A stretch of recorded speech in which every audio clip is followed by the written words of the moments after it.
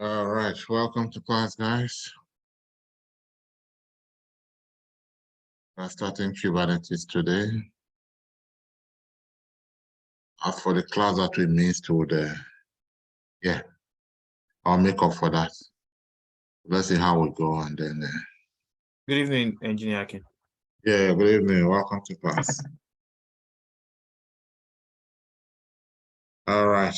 Hope you guys have been practicing. Practice is the main thing. All right, so let's go. So Kubernetes, so the new manual. Give me 1 second to get it.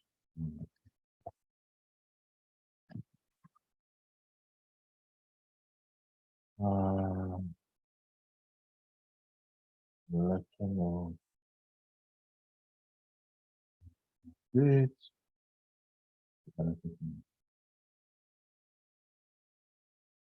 Right, so share screen.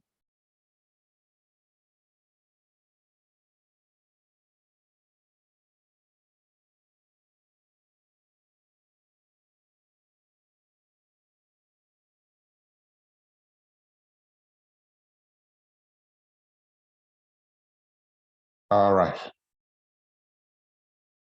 So DevOps. Actually, we started DevOps2 already, but this is just specially Kubernetes. Okay, so what do we have here?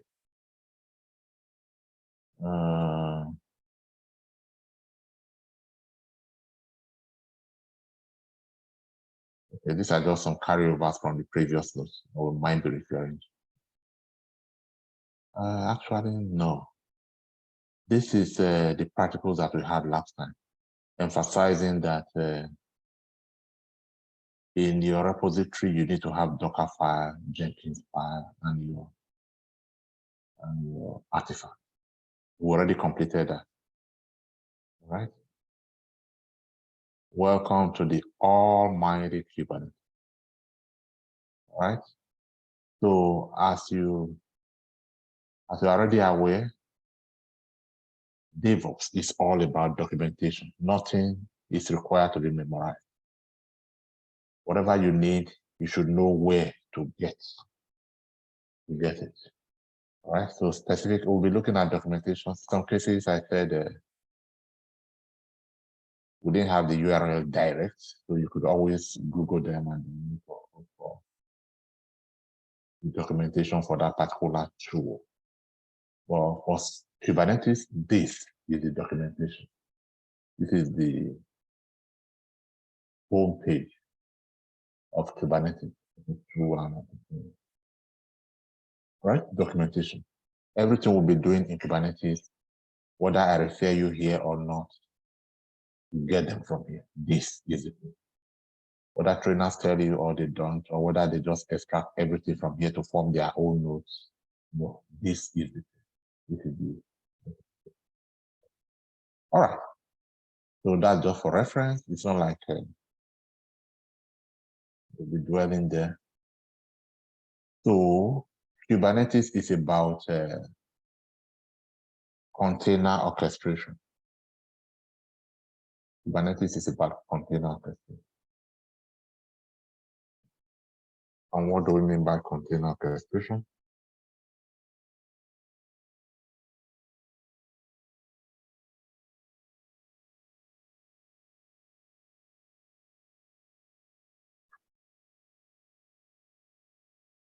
All right, so we have seen cases where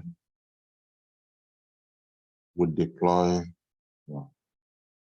our application to deploy our application to what? With single server. We have seen cases where we deployed our application to multiple servers. Let's do that.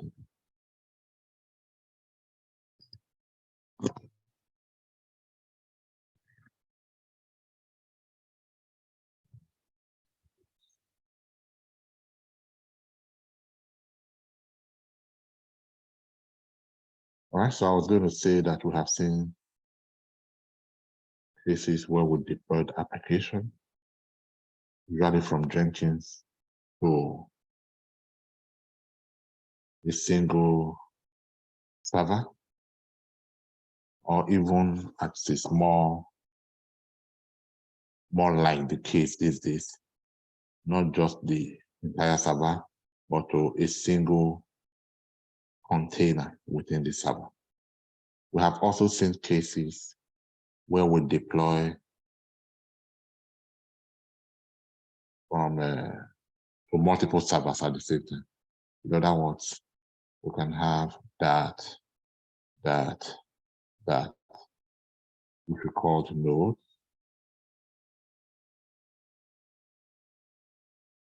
and then we deploy from a single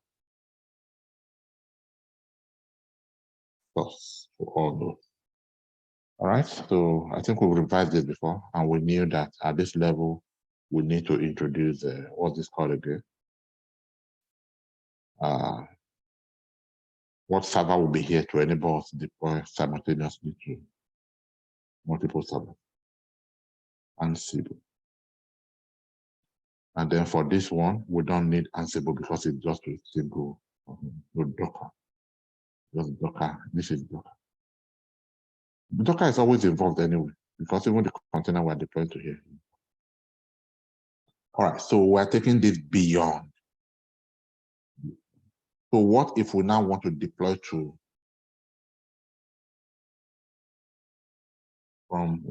our application to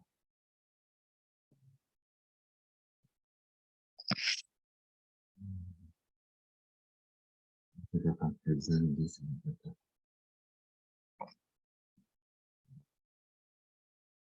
So now I want to deploy our application to multiple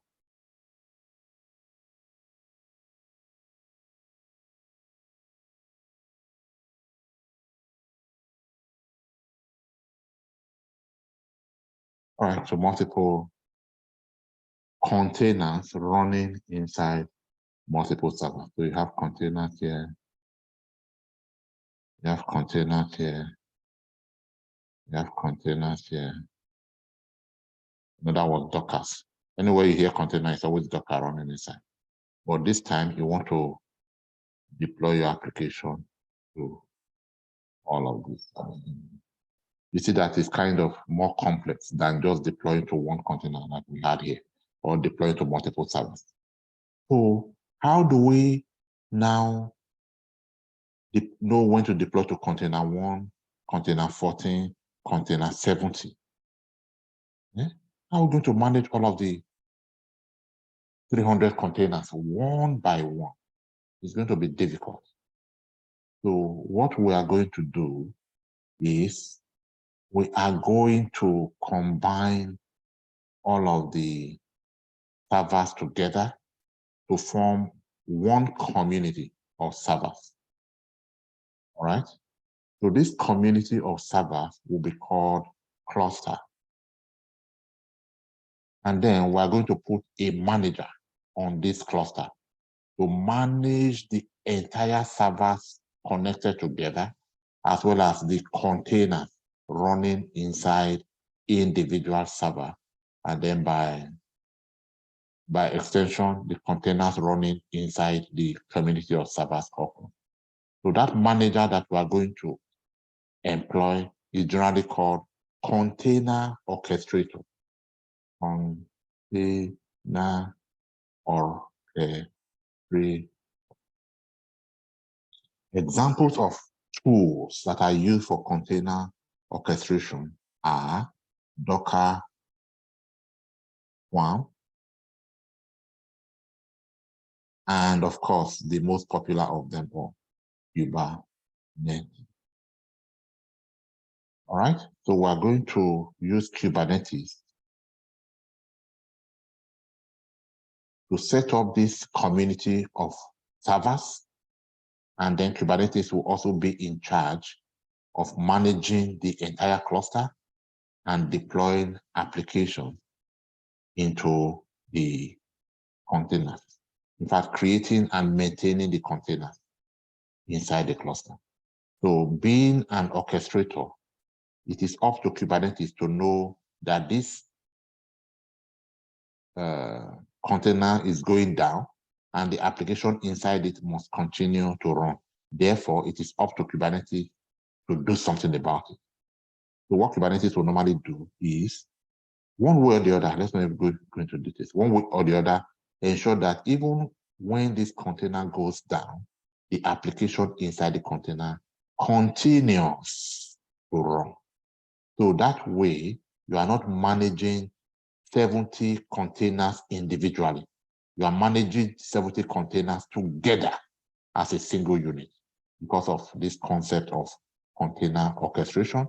And what tool is there that would make this possible, that will make this happen for you, that will take over the task of container orchestration for you? The popular tool is Kubernetes. Once in a long while, you also hear about another tool called Docker. But more than 90% of the time, when you talk about Kubernetes orchestration, it's going to be Kubernetes. And when you talk about container orchestration. So even at interviews, if they ask you what container orchestration tool do you know, and you say Kubernetes, yeah, they may say, what about Docker Swarm? You don't know Docker Swarm? No, it's not a serious question. I'm just trying to ask you, to tell you that apart from Kubernetes, there is also the other tool. There are also other tools, but Docker Swarm is the one that is often mentioned. All right, so Kubernetes is the one that they are looking for. They are just asking you for Docker Swarm just to frighten you or to find out if you know it. Yeah. All right.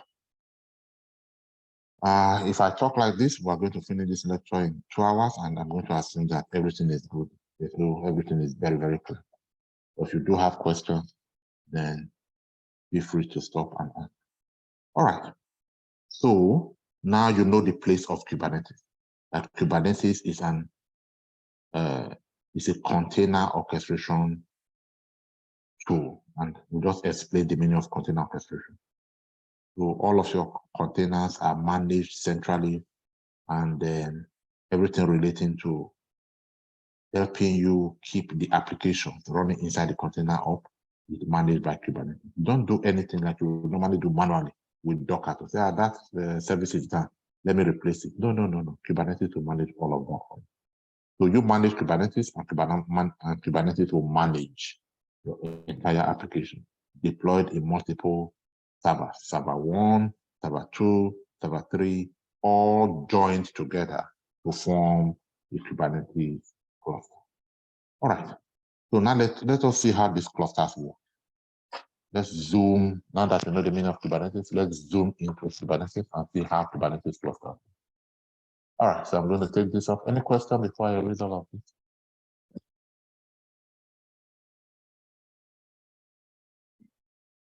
No question.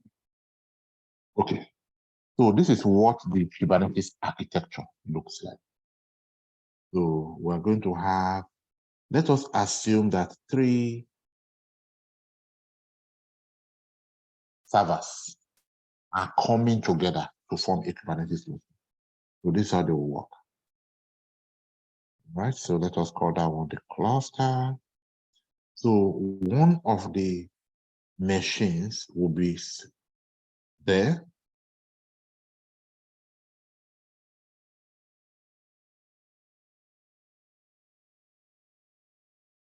One of the machines will be there. And the other machines, let's say the other 2 are here.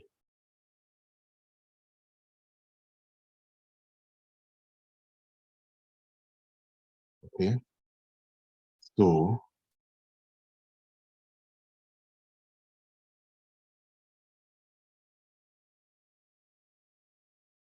together, all of these 3 will form your Kubernetes cluster. There are more than 3, of course. The others will also be here. Now, you as the operator, usually the Kubernetes administrator, you'll be communicating with the Kubernetes cluster through this door.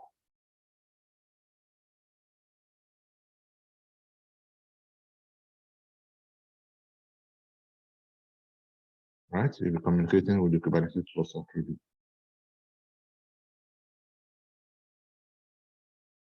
All right, so this door through which you enter the Kubernetes cluster is called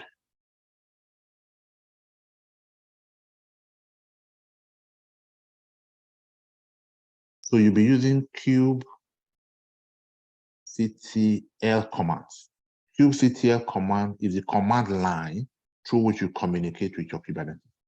And this door through which you enter the Kubernetes cluster is called the API server. So this first Kubernetes system that you enter into, in order when you come, the king that you pay homage to, when you enter the Kubernetes cluster, is called the master. It's called the Kubernetes master. This is what I'm trying to represent. All right. Yeah. So this is called the Kubernetes master. Everywhere you have master, you also have slave. So this one will be slave 1, Kubernetes slave 1, Kubernetes slave 2. All right, so this door is called the API server. So as the administrator, when you enter the command, or your DevOps engineer in this case, when you enter a command, for example, of course, all you want Kubernetes to, the goal is to have Kubernetes deploy your application. So let us say you want to deploy an application and you tell your Kubernetes cluster through the application, through this interface that you want to deploy an application. The first thing that will happen is that the API gateway would call its men and say, we have a command here. Somebody wants to deploy. There's an application to be deployed. So it's going to call one of its lieutenants called the scheduler. Maybe I should make this bigger. All right? So it's going to call the scheduler.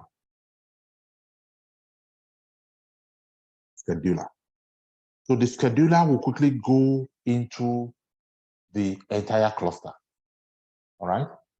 It will communicate with the other components of the cluster to check. What's it checking? Through this link. To check what? We have a job to do. Where is their room? Or maybe just consider it like a hotel. There's somebody, there's a guest looking to lodge. Where is their room? Which floor? What facilities do we have? Okay, do you have enough? So it will look around the entire cluster and then find the appropriate resources to host that application and then schedule that application to be hosted on that resource. This is a community of servers. They have combined their resources together to form a community. It's just that we don't call it community, we call it, what do we call it? Cluster. All right? So that is the work of the scheduler. It will schedule resources on the Kubernetes cluster for the application to be hosted on. And then to come back to the manager, the Oga, and say, that is settled. API server, that's settled. I've scheduled a place for the application to be hosted. All right. After that, the API will now pass through, will now communicate with the exact resource that the scheduler has scheduled, has put in place. You will communicate with that resource internally through this interface called kubelet. I need to have it.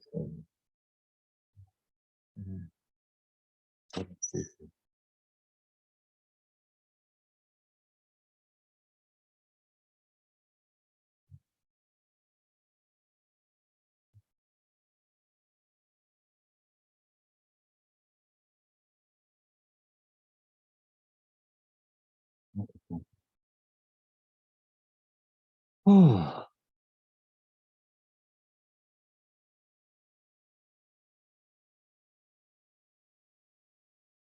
that's fine. So it will go, let me change the color.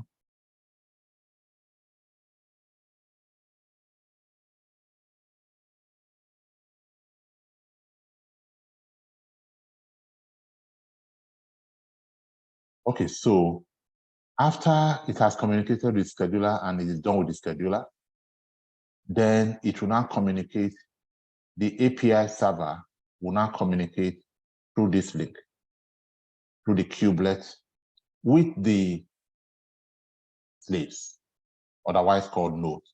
We are used to that by now. Sometimes we call them slaves, sometimes we call them, all right?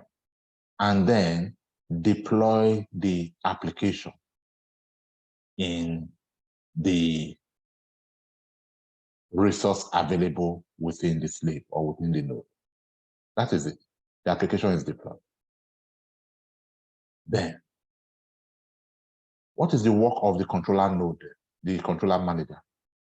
If anything, the application will be deployed in a pod. If something happens and this pod is deleted, intentionally or mistakenly, especially mistakenly, then the application running inside the pod will stop to work. Of course, it's deleted as well. It is the work of the controller manager to ensure that another pod is set up and that application is running inside the pod. So if your desired state is that you want to have this application running in 74 replicas, don't worry about it. If your enemy likes, let him come and delete 30 applications running. This controller manager would ensure that as soon as they are deleting those 30 containers, new 30 containers are built to replace those 30 containers, and your 74 desired state of application is always maintained. And in case you are wondering, why am I pointing to pod and I'm calling it container? In Kubernetes, we have pod. The container is running inside the pod. So if I was talking about Docker, I'll be talking container. But since I'm talking about Kubernetes, I'll be talking about pod. Containers are running inside pod. So Kubernetes comes with its own envelope or its own capsule and run containers inside its own capsule that I can relate with those containers. That's why it's called pod. So this is the equivalent of container. So what do you have inside the pod? Inside the pod, you have a container. What do you have inside the container? Inside the container, you have your application running. What do you have inside the application that is running? The image, of course, your Nginx, your whatever image that you pulled from Docker Hub. That is what you have inside your container. How do you convert your image to your container? Will be through all of that. All right, using your Docker file, the base image is pulled and your artifact is placed on top of it. All right, so back to plan. So now you know the work of the scheduler and you know the work of the controller manager. What about the etcd? The etcd, what does it do? etcd is the component of Kubernetes that keeps the record. It is the register of everything within the Kubernetes cluster, all of the applications, where they are hosted, what resources are available, and so on and so forth. The register of all resources within the Kubernetes, they are kept inside here. You recognize this sign? Database sign. It means it's a database of all of the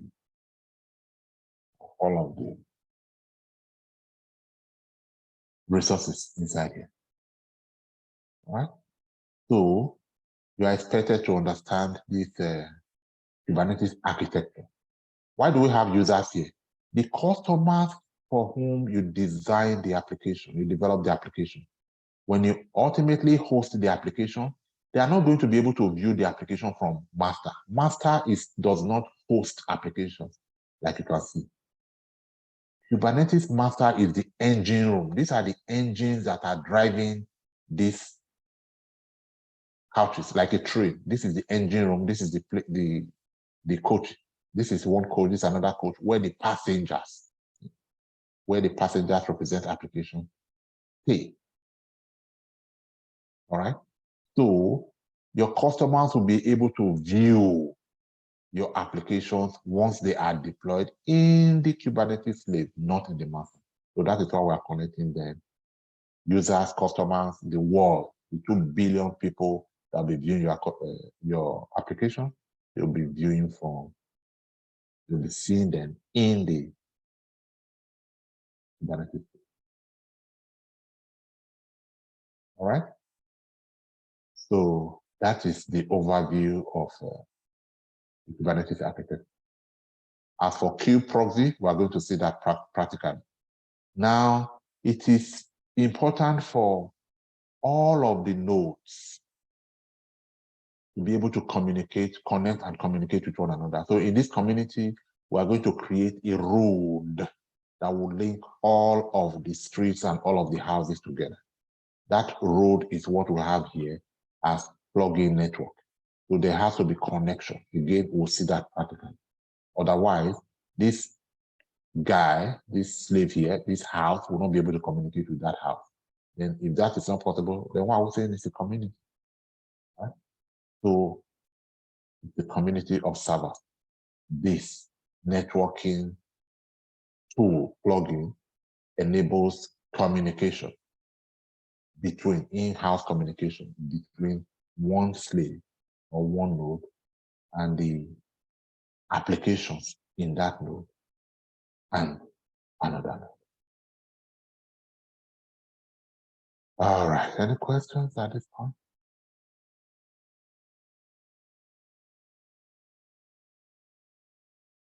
All right, so we'll revise that one more time. Then I'll ask you questions to see your understanding.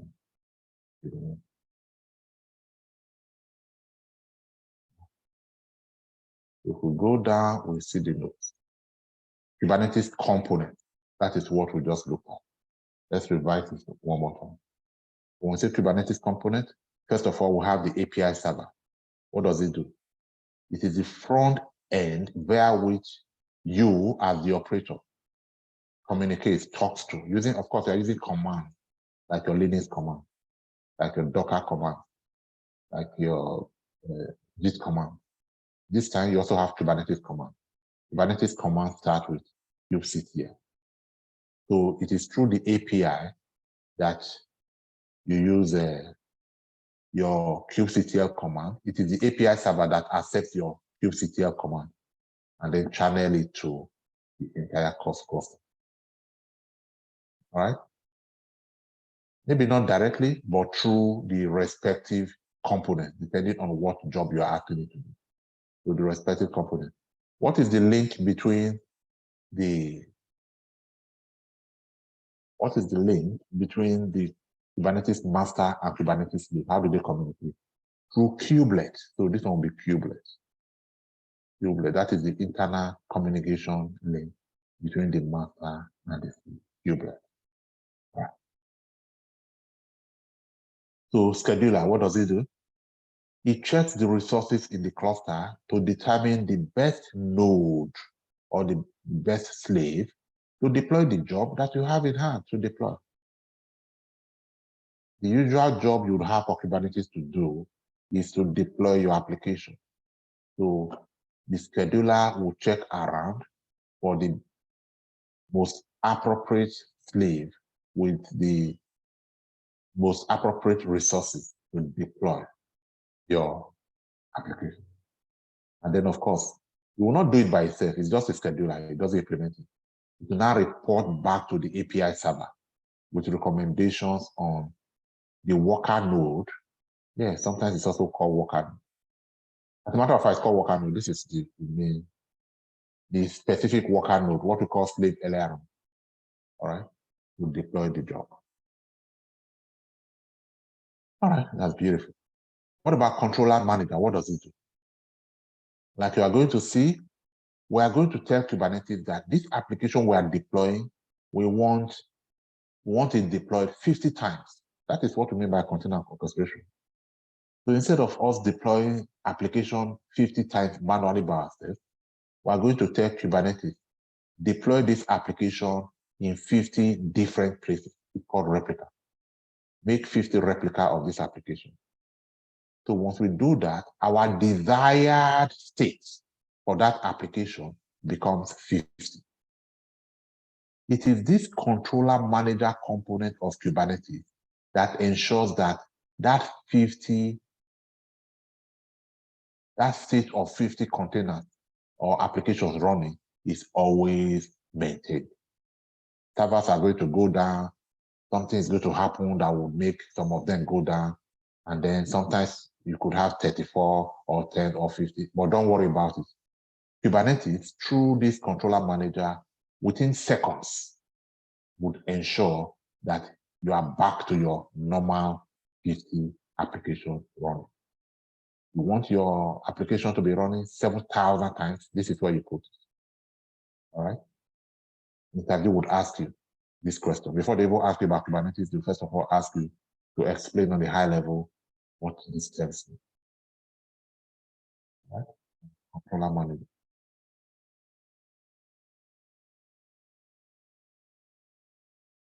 Okay. What about etcd? What does it do? It is the register, like I said, it's like a database, but it's actually name value store of all resources, pods, configuration that you have in the cluster. So somebody is coming into your village and they want to see so person, is he a citizen of this country? There should be a database that you go into, you get the socials, you get everything about that person to say, yes, we know that person, or no, it's not a citizen of our country, we don't know. That is etcd. And from that database, you'll be able to come up with the address of that person, where he works, his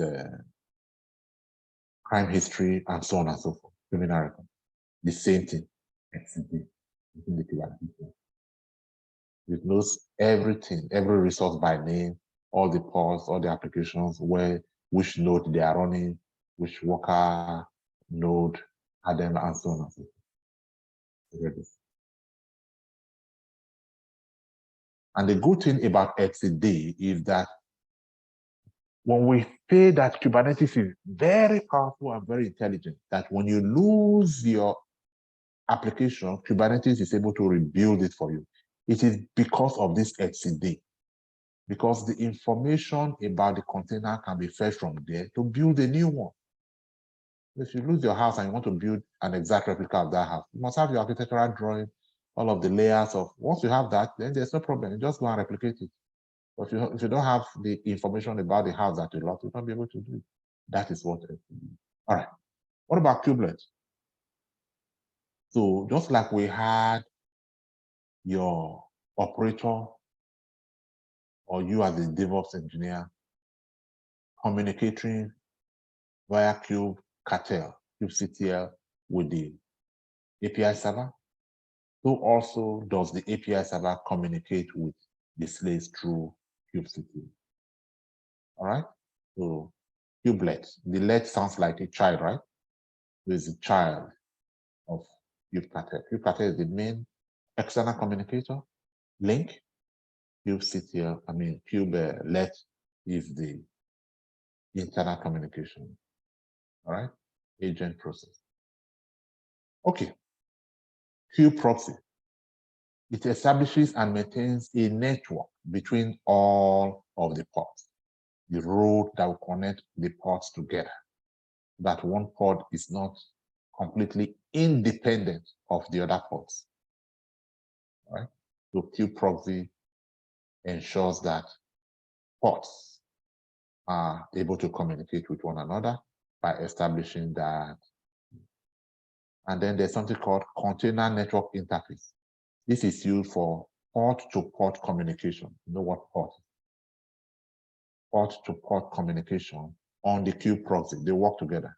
This is all about communication, both of them, about networking. And one service will take care of both of them. Ingress is not really covered, but because it's mentioned often in Kubernetes, we just feel that it's the same thing. So it lets you map a domain name to an application.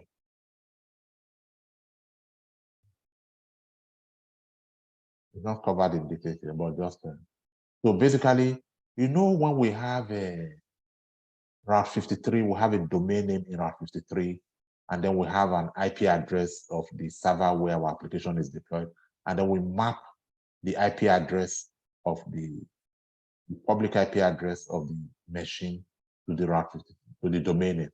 That's exactly what Ingress does.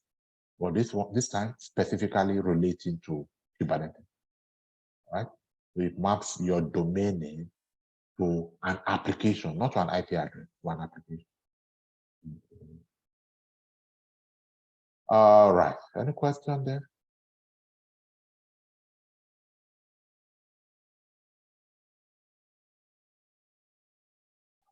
All right, everything is still clear. No question. All right, so we're done with Kubernetes component. We're done with the component.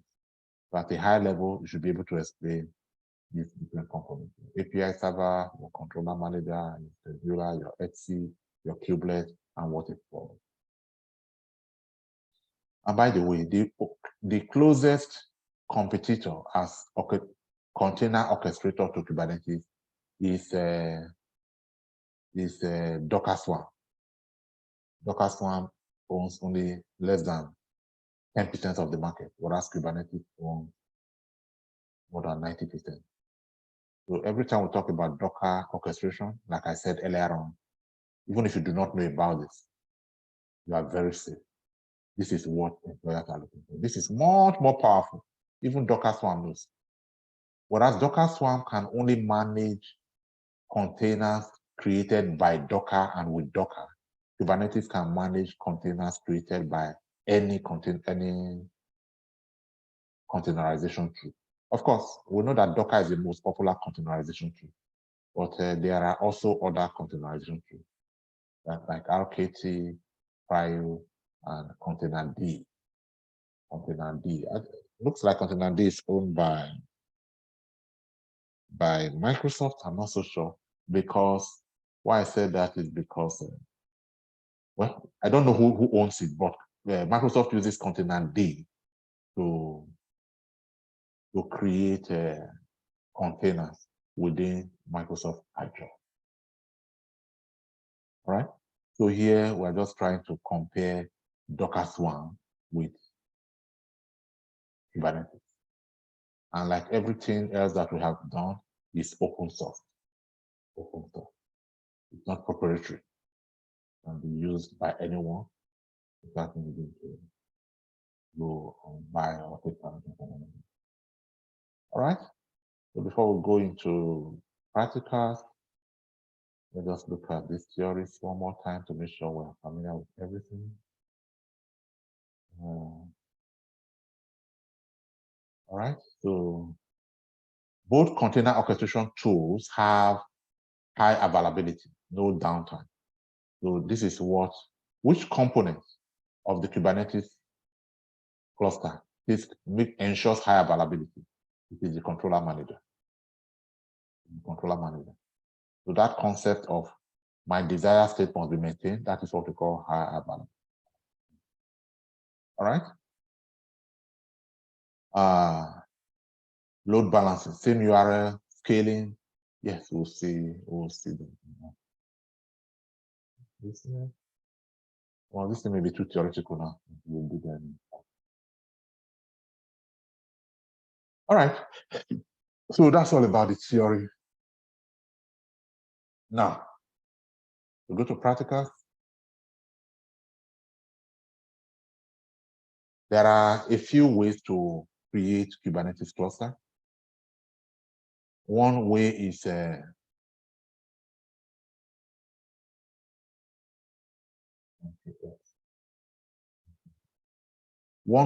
using Minikube. So Minikube is, like you are creating a virtual machine out of your laptop using hypervisor. You can quickly download Oracle VirtualBox, install it, and then use it to create as many virtual machines on top of our. But it's not popular anymore. Nobody really has that. So also, we can improvise. We can improvise and create a whole Kubernetes cluster out of our laptop. You know that it will do the work of Kubernetes, but it's not exactly the real thing, because the real thing requires that we go into cloud and set up servers, live servers with live IP addresses like we'll be doing.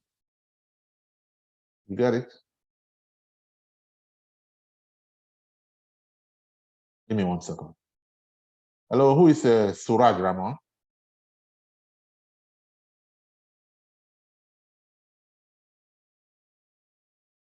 Suraj Ramon?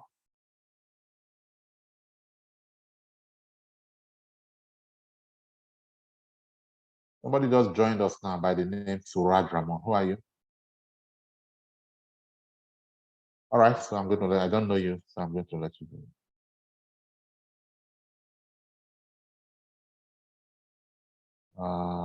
Remove.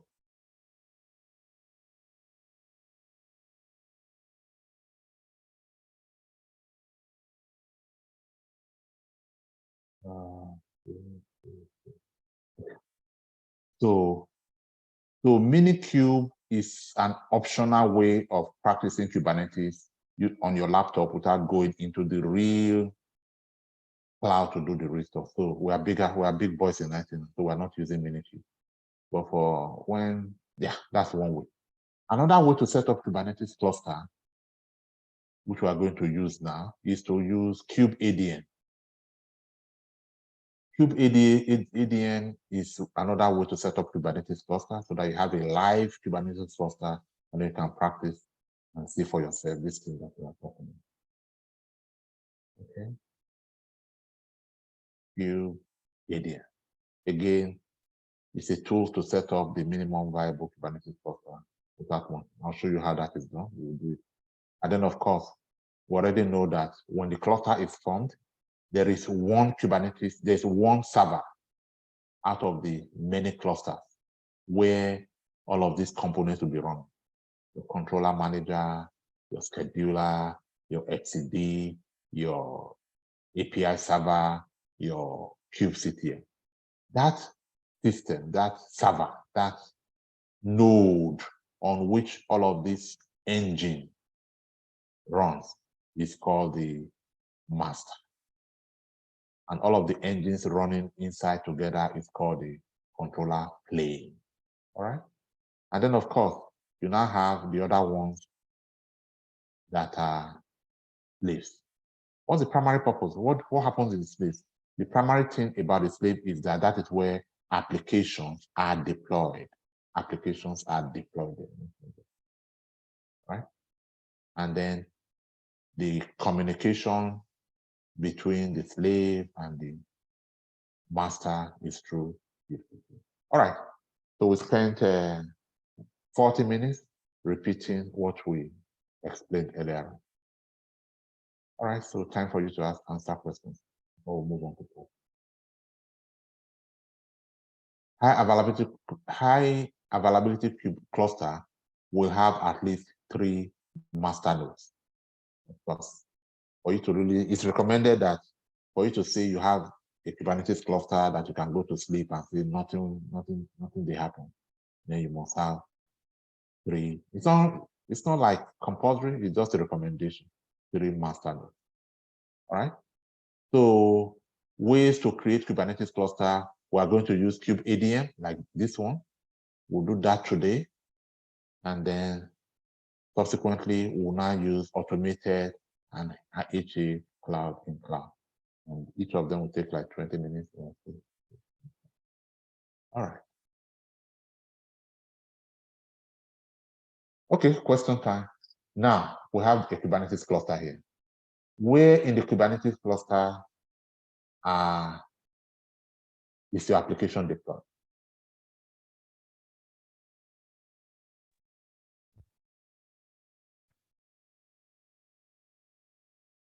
It's deployed in the Kubernetes node inside the pod. Okay, correct. Correct. So can you name at least 3 components in the Kubernetes master and just one line summary of what each of those components do, or what each does.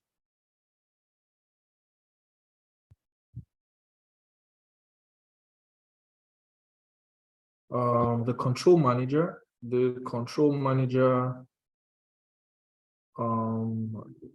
decides which of the the nodes are highly First of all, available name the, for, how many did I say today?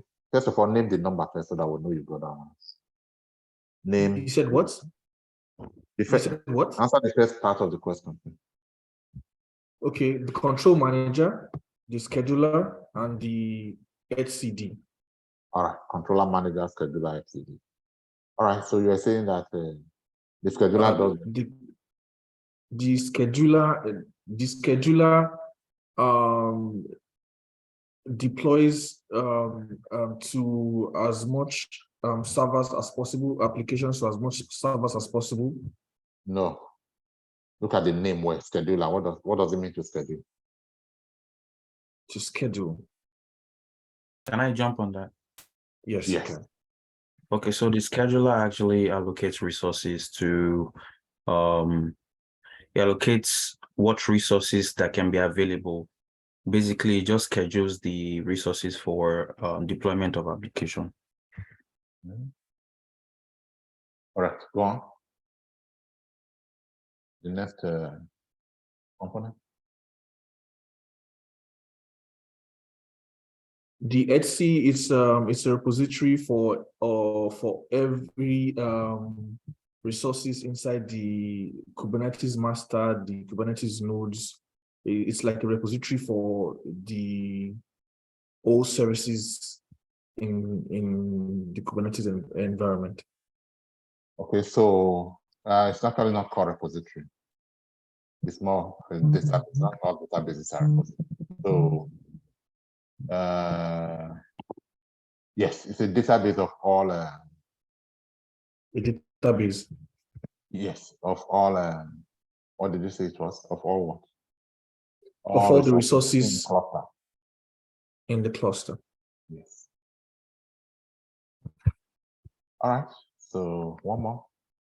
The controller manager, what does it do?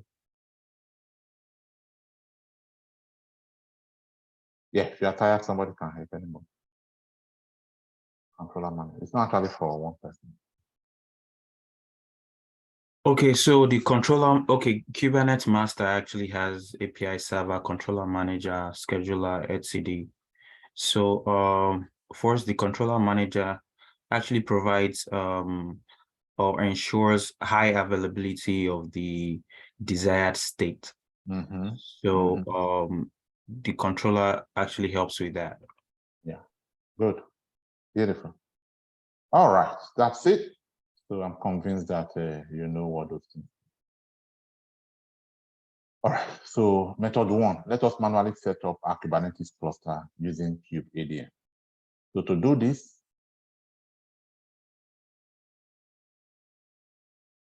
we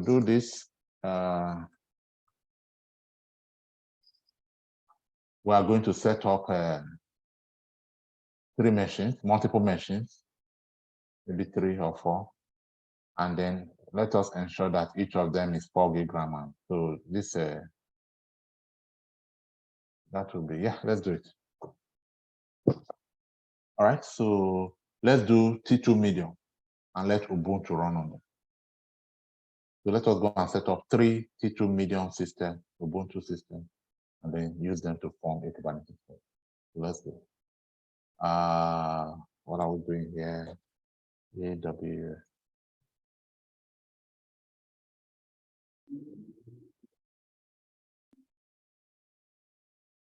And then we are going to log in.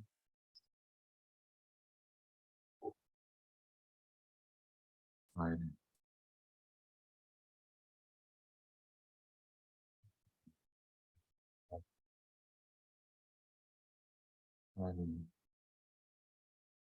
So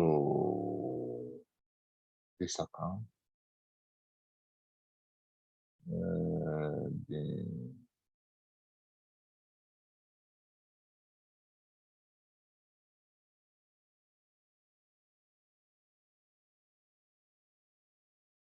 That's my topic.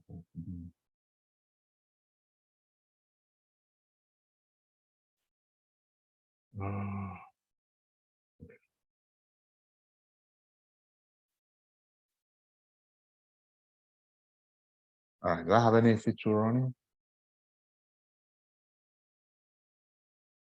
All right, I have a clean slate, nothing is wrong. Okay, let's quickly create a set of 3 machines. All right, so I'm going to set up 3, or maybe 4, and then we're going to call them Kubernetes. And then I'm going to ensure that I'm running Ubuntu. This is where I learned to use. I got used to always taking Ubuntu 20.04. This is the version of the script that I have. I do not work on that version. Every time I take a lower version, it is because of this Kubernetes. All right, so Kubernetes, Ubuntu, not T2 micro, we are going to take T2 medium. Kubernetes is big deal. 2 processors are probably not all. And then we are going to run security group. What's our security group? Select existing security group. Let us run class practice security group. What about key pair? Key pair, let us do November 5th. Even though it's a new year. All right, so we're ready. We've selected everything. All right, so let us run. So we're going to create a cluster of 4. Let us call the first one Kubernetes master. Let's call this one worker node 1. That is the right thing so that you get used to it. Worker node 1. And then rename.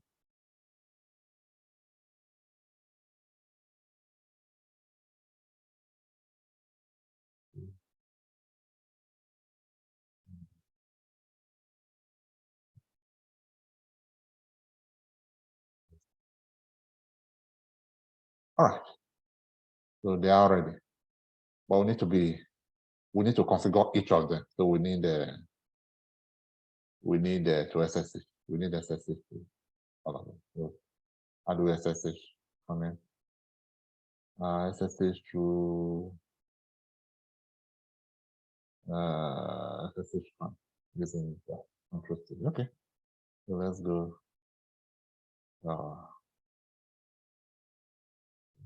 What's this? Let's open our close.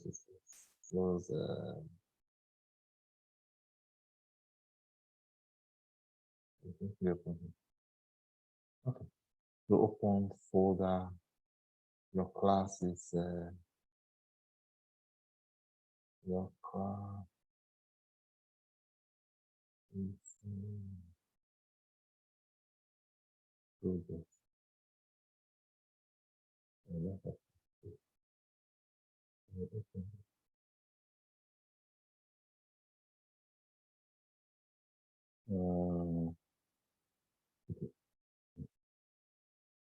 So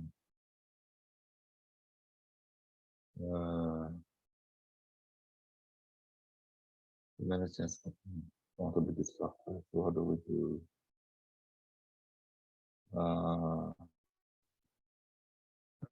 So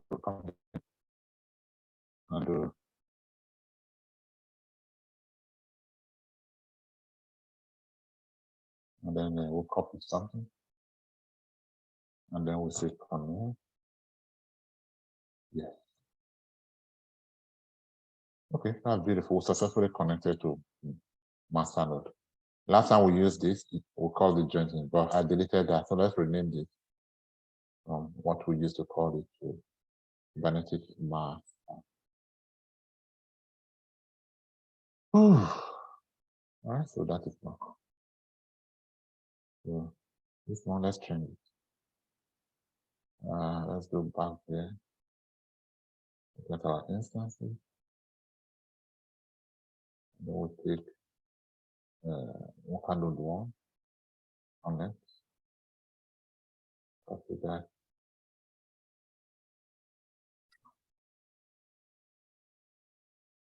Yes, we connected. So let's rename that to node 1. In fact, let's call it worker. All right, so we'll have those two. What about this one? We did Ansible, we called it node 1, but we deleted that somewhere. It's not existing. Let's use the terminal for something. So let's go back here. Go back to. Then we'll take for worker node 2, and then Control-C. We count there. Let's see. Worker node 2, yes. And that what? So let's rename it. Worker node 2. And then what? All right. So worker node 3. We go back to instances. Worker node 3. And copy.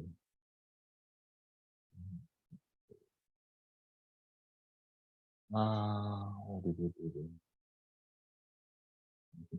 Let me go back. What did I copy? I will this accent now. That's the wrong. I copied the wrong. We copy this. Okay. Then come back here.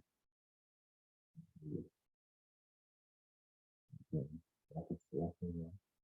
We'll call it relay worker node 3. All right. So we want to pull this one.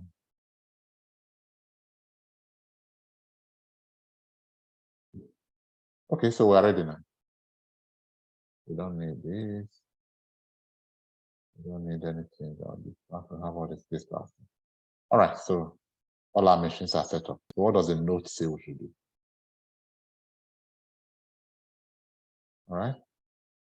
So the note says, copy and paste the Kubernetes batch script as your trainer for the file into all virtual machines.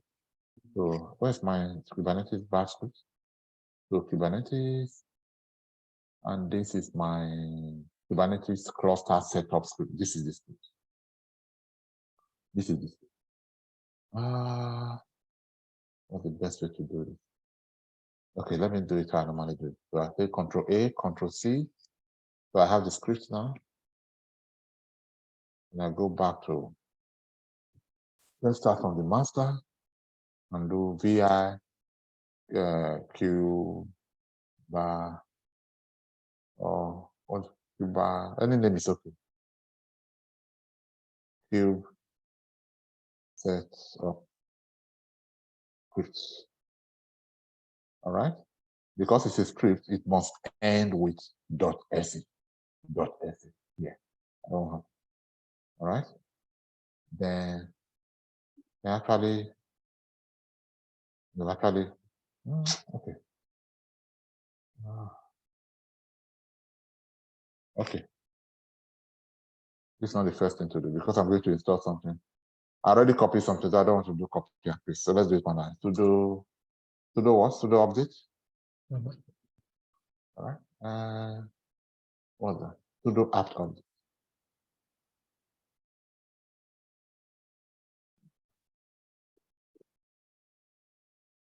Let's do that on each. Sudo apt.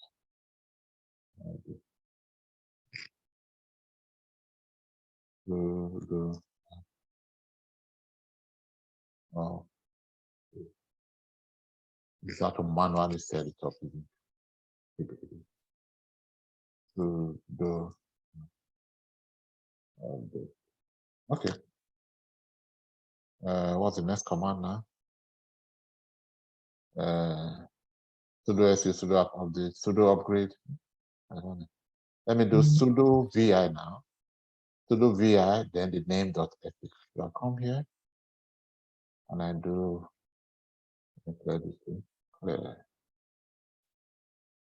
Sudo vi, let's call it cube set, I don't know, but because it's a script, it will end with .share. And then I put in my script that I copied earlier. So this is the bash script that will run. Already, instead of copying, remember that shebang bin bash. Instead of copying the command one by one like we normally do with Docker, everything has been assembled into one file, and it will run as a batch file. First of all, deploy the Docker, and then we follow those steps, right? So we save, quit, bang. Okay, so that is done. So if we do ls -l now, we have that file. So let's put the file everywhere. Copy from here, well, that's a long process. Let's just do it, put it here right away. Then we'll do sudo, what name did you call it the last time? Sudo cube, what? You know what? I may have to just sudo cube setup. Okay. So sudo cube set, sudo vi cube set up. All right. Next.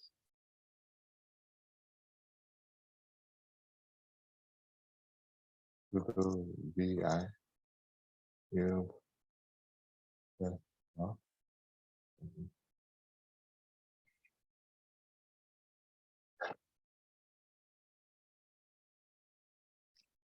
Now we have, it's as good as we have the file copied to all of our EC2. Sudo vi cube set up.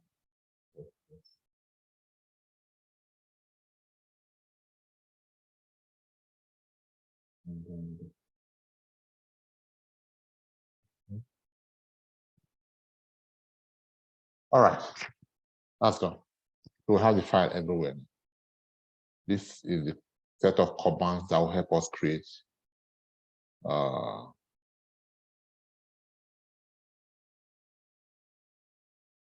using kubeadm to help us create a Kubernetes cluster. All right, because we want to join all 4 systems together in the cluster, we have to have that file. Yeah, the file is there. Now let's also run the file on each of them. Right? Paste content of downloaded file and save. For me, that is the easiest. There are so many ways to do that. That was easier. Now that it is ready, the command to run the bash is sudo bash, sudo the name of the sudo bash, then the name of the file. So it's going to be, yeah, sudo bash. And what's the name of the file? All right, so that's it.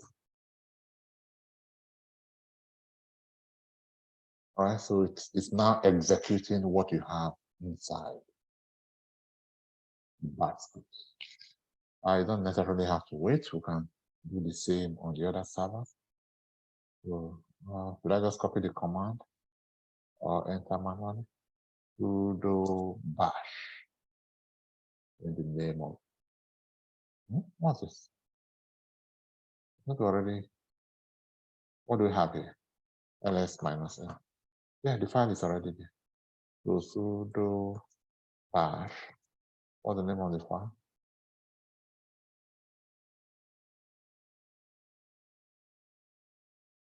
Okay.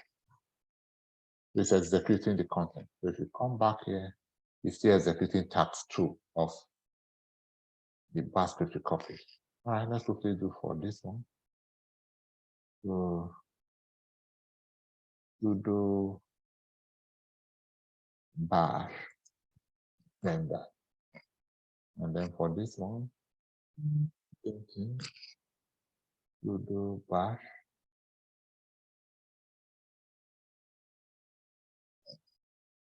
then that. All right, so we are running the scripts, the kube ADM scripts on all of the nodes that we want to make into cluster. And then here, there is no error, everything completed successfully. So now it has installed the components, kube ADM, kubelet, and kubectl. Beautiful. You may just want to use you want to say kubectl version, for example, kubectl minus version, kubectl version, tells you that it's installed, kubectl kube ADM version, that is installed, and kubelet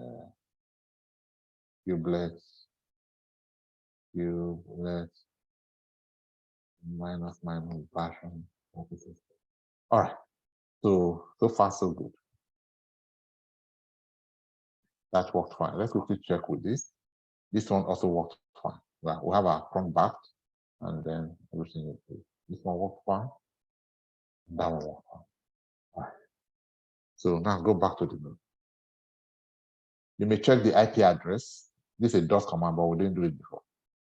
By doing IP address, I mean, there's a Linux command. So you may do IP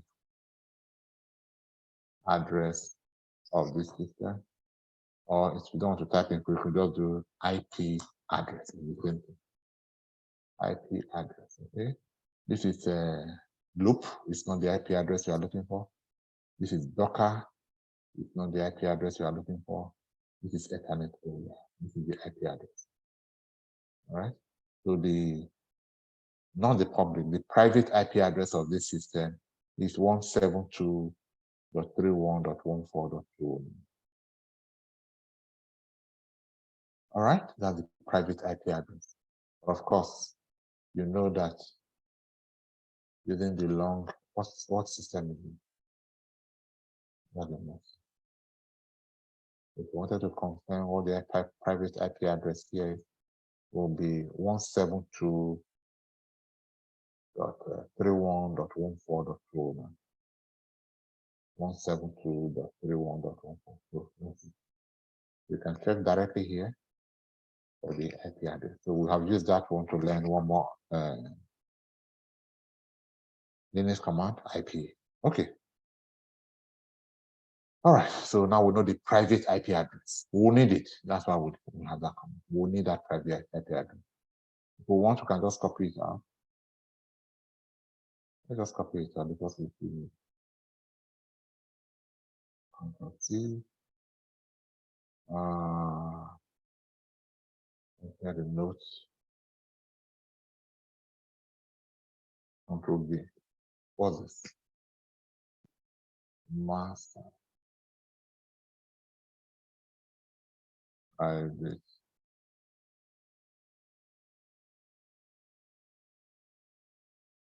Okay.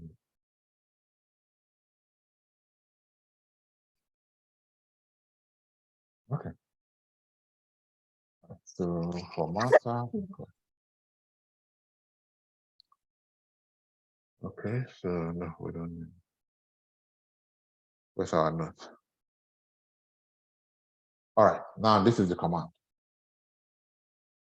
This is the command. On the master only, on the master, the one that you are going to make master, we are going to copy this command, sudo kube ADM, initialize this system as our control plane. You know the meaning of control plane? As our master node. Whatever the control plane is running, that is your master. To make this system our control plane endpoint. So here, you remove this and you put your private IP address. That's why it's highlighted. Right? So I'm going to remove that. I'm going to copy the private IP address into C. I'm going to put that here. Make sure there's no space. All right, so that's it. And then we are saying on this system, upload certificates, your API server, and the pod network, and by implication, all of the components that we talked about on the control panel. Control C. So I replace this one with the private IP address of the actual server. Okay, so that's it. That's it. So on the master plane, I copy this command on the master node, Control C, and I come here,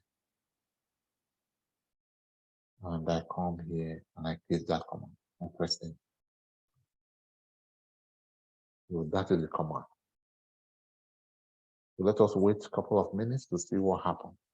So what we are doing now is we are using that command to, first of all, create a Kubernetes cluster, and then make this system the master node of that Kubernetes cluster. Can you see? It's installing scheduler, controller manager, config folder, API server, HC. It's installing all of those components that we're talking about. And it's done now. It's done. Your Kubernetes control plane has initialized successfully.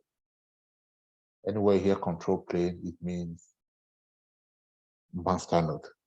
So in other words, your Kubernetes master node is successfully initialized. To start using your cluster, you need to run the following as a regular user.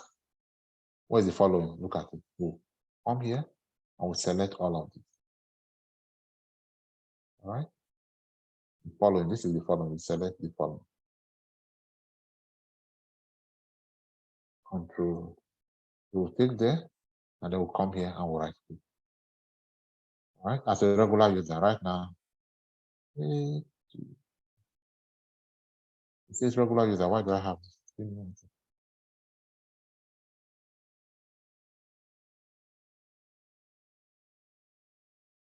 What did I do?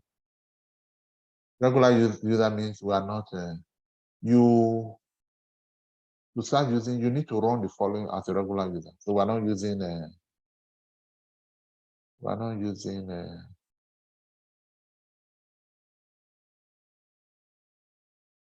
looks like it's already done. So make directory -p home, that is what's done. Oh, I'm sorry, it's part of the command. The sudo is part of the command. Okay, so sudo cp config, that was done. This is the one that I removed. It's just overdue. I should have just pressed it. Okay, so those two have been done, right? Can you see that the make directory -p home has been executed? And then the sudo -i ending with config n have been done.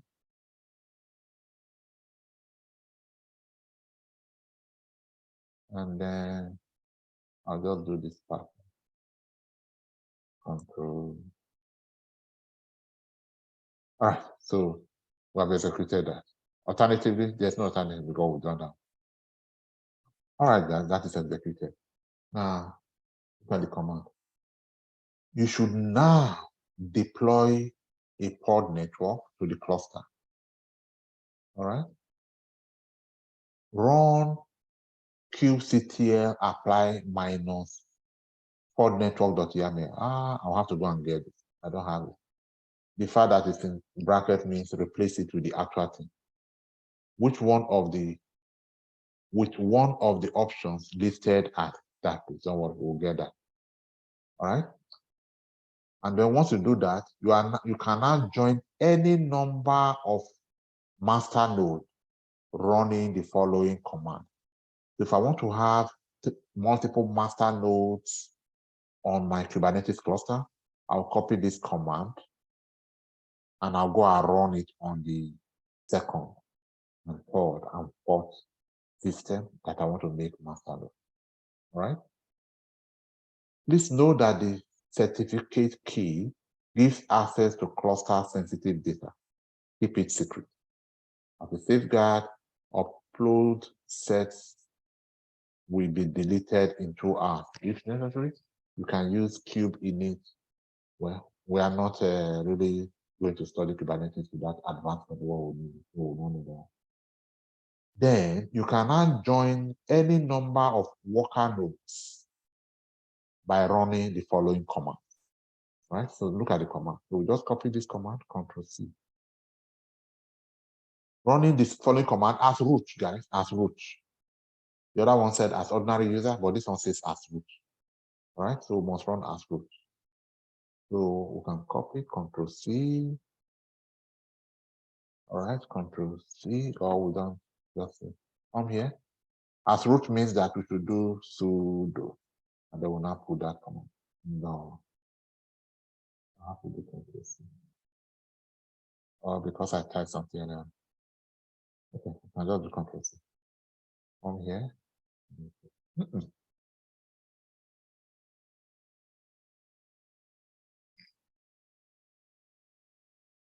This is the command. Ctrl+C. Okay.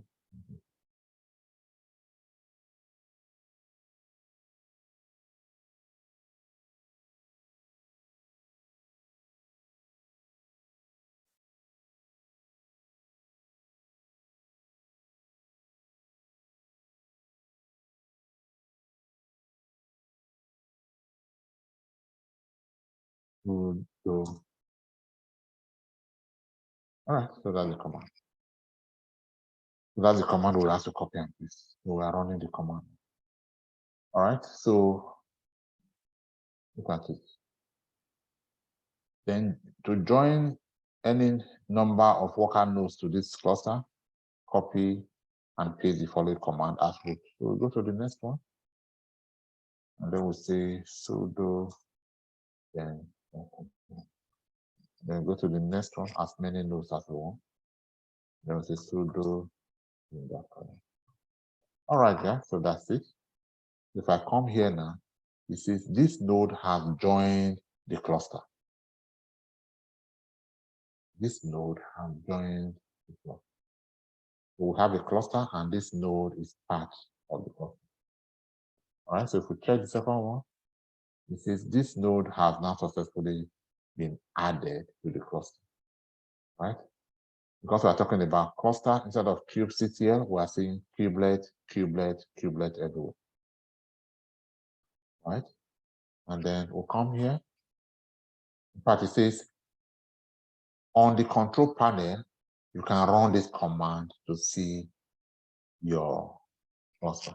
Let's check this third one. It says this node has joined the cluster. All right, so let's go to the master node.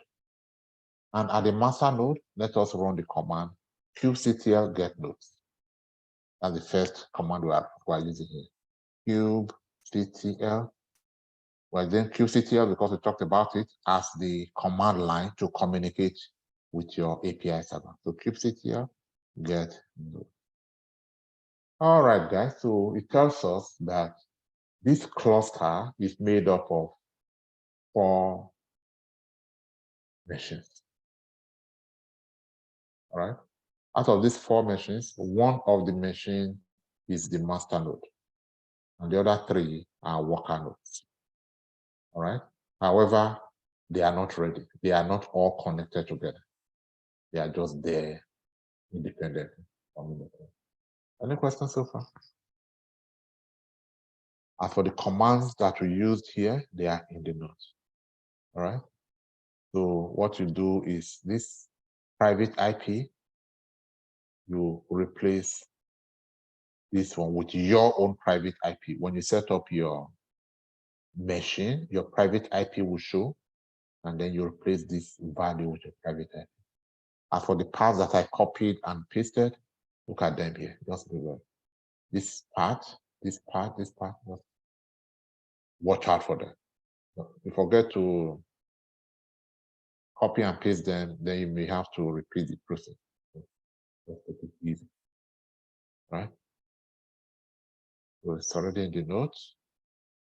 All right. On each of the worker nodes, we'll now copy and paste. You can now join any member as worker node. So we'll copy and paste that part. All right. And then we also have it here. If you forget to copy something, then you do cube ADM reset on each of the systems so that it will reset and start all over.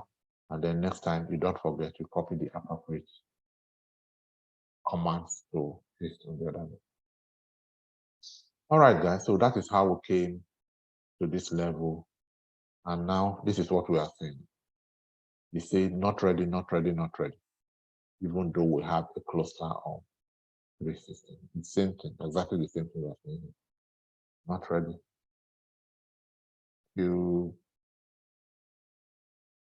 Not ready, not ready. Now, to make all of the nodes ready, we are going to enter a command that will create a network and connect all of the nodes together. All right, the networking part. And that command we'll find here. All right, it was actually given to us, but okay. So look at it. Go to the master node and enter this command to allow communication within the cluster. Look at it. The green part, Ctrl+C, and then you go where? To the master node. Where's my master node? This is my master node. I come here and do Ctrl+V. All right. So Calico node created, Calico kube controller created, customer resource definition, API extension, blah, blah, blah. So the meaning of all of this is that if you now do, last time we did get notes, it says not ready, not ready. If you now say kubectl get notes, it's now going to show us ready, ready, ready. All right, so we now have a working Kubernetes. All of our commands are entered from the master node. We have no business working with the worker nodes. No, we don't have business here. It is the master node, like you saw in the architecture earlier on, that is connected to the worker nodes and have access to the worker nodes through kubelet. Our business as operators is with the master node. So this is what we are saying. Any question?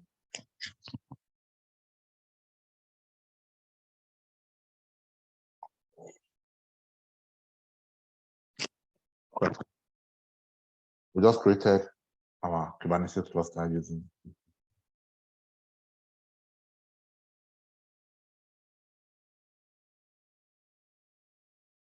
Yes.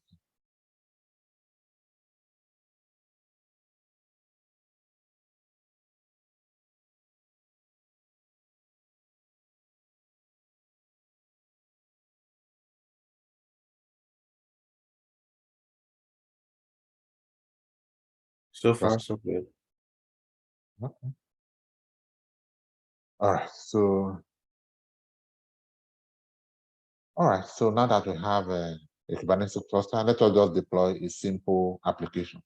Of course, you know that the simplest application we've looked at so far is Nginx, right? You can just say kubectl create deployment Nginx, because it's the first time. Let us do it manually. So come here to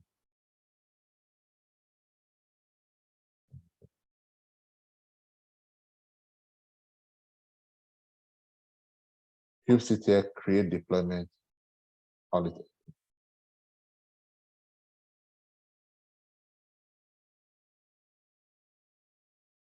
All right, so all Kubernetes commands start with kubectl.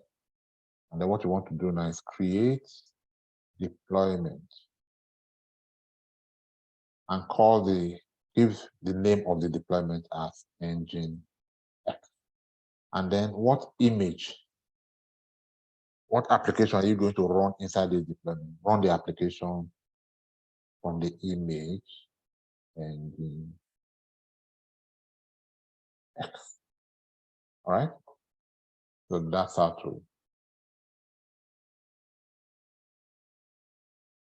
All right, so this is simple deployment. The Kubernetes cluster that we created, I just want to show you a simple deployment of application inside it. So the name of the application is Engineer, and the image that the application will run is Engineer. All right, so let's press enter. All right, guys, the deployment is created. So now we have a deployment. So if we say kubectl get deployment, which is another command, or learning Kubernetes command, we are going to see that a deployment is running inside one container, and the one container is inside one pod. It is up and running, available, started 12 seconds. All right, so we have an application running inside the pod. 1/1 means one container inside the name of the application. All right, so if we say kubectl get service, it's the name of another application, we are going to see that we do not have a service. This Kubernetes cluster IP is a default service. It's not our own. So we will not be able. Right. Let's see what's the next thing. Right.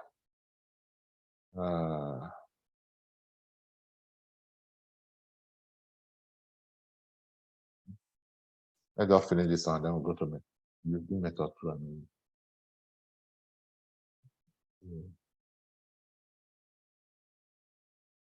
okay, so now we do have an application running. And to get the application, the command is kubectl get deployment. However, we are not able to access the application as human.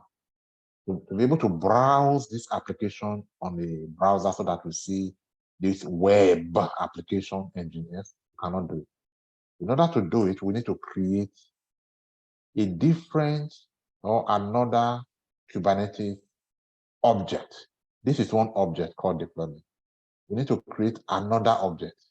The name of that object is service. All right, we'll talk more about the object, but for now, let's just create the object by this command. kubectl expose. Let's take that command.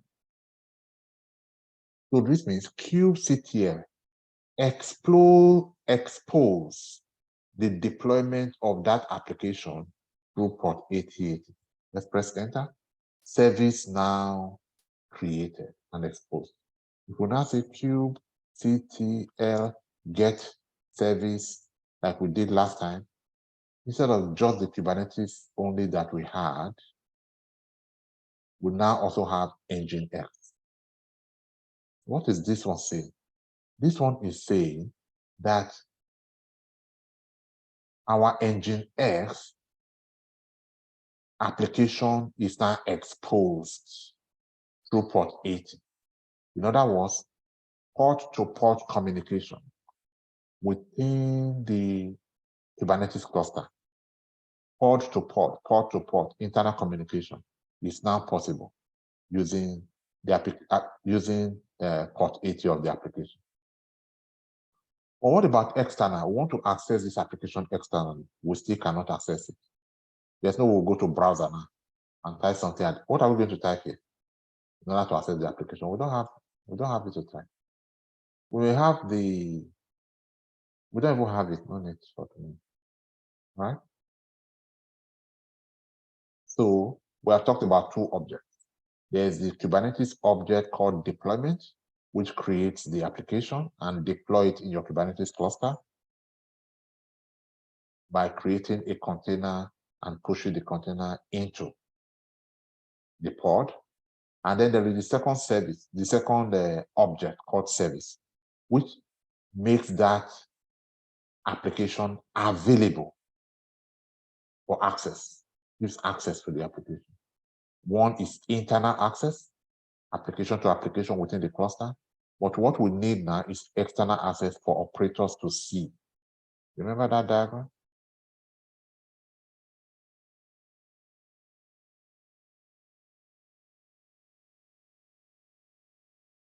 Here. As a user, we'll now want to see the application that have been deployed inside here. How do we see it? What we have now is port-to-port communication made possible by plugin network. All right. So in order for us to see what have been deployed in the node, we still need to do service. But instead of this cluster IP kind of service, we want to enable a different kind of service. Okay, so let me show you. If we go back to the node now and go back to service, and we'll see kubectl edit service, Control C, and then we'll come here, Control V. It brings us here to this configuration file. Don't worry, we'll look at this more in details. This is, I just want to give you a feel of how it is like to deploy an application in Kubernetes. We'll look at it in detail. But for now,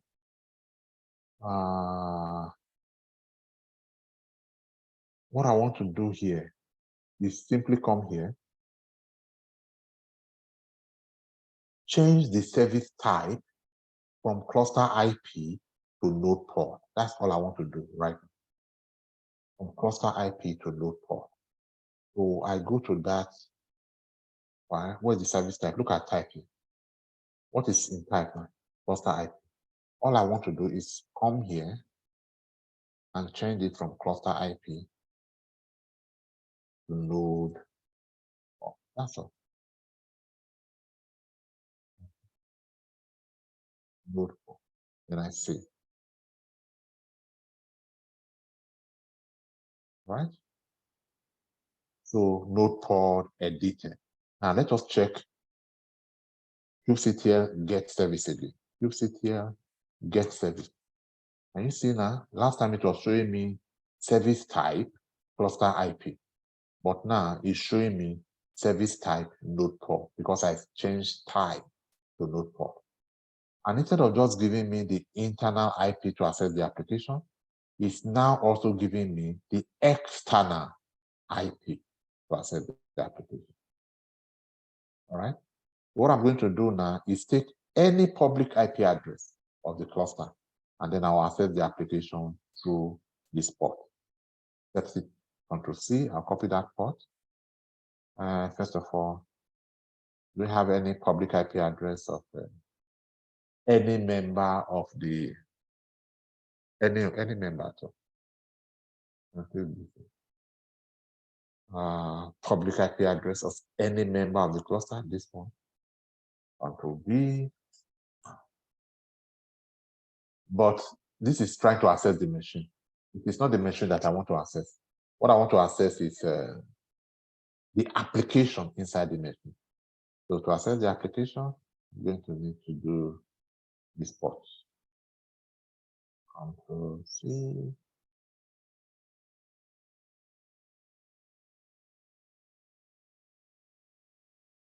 Control C. And then Control V. Ladies and gentlemen, this is the application that we just did. All right. Now you see that you now know how to access an application deployed inside a Kubernetes cluster. The IP address, public IP address of any of the nodes, then the node port,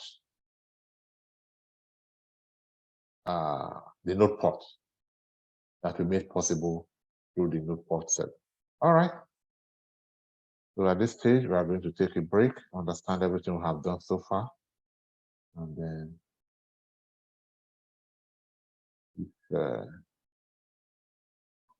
decide what to do from it. So we'll just access the application. All right. Yeah, that's it. Any question? So,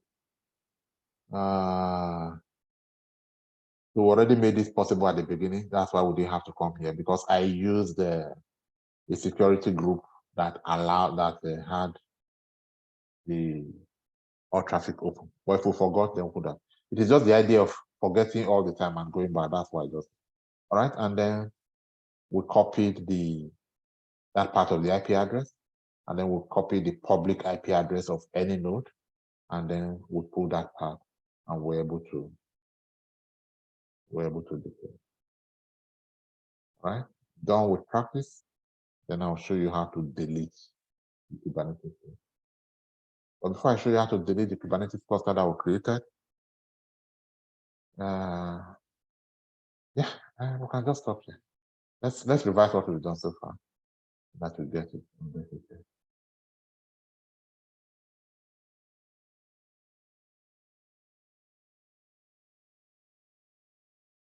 All right.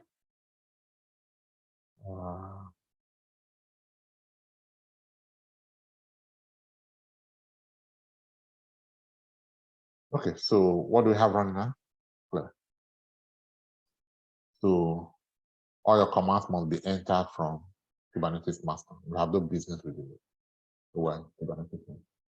Kube, CTL, get nodes. What does it tell us? It tells us the different virtual machines that came together to form this one. Right? You can also say Kube, CTL, get nodes -0 wide. So it will not only give us the different nodes, it will also give us the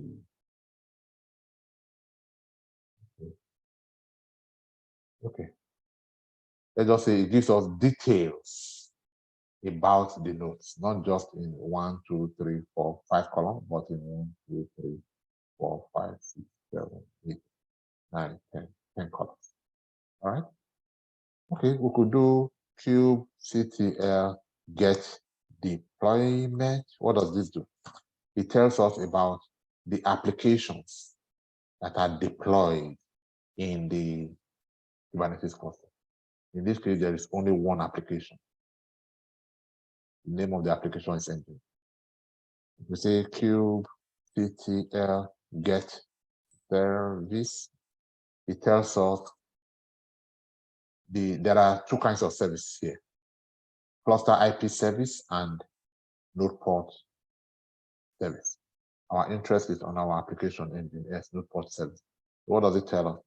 It tells us how, through what port we can access the application that was deployed.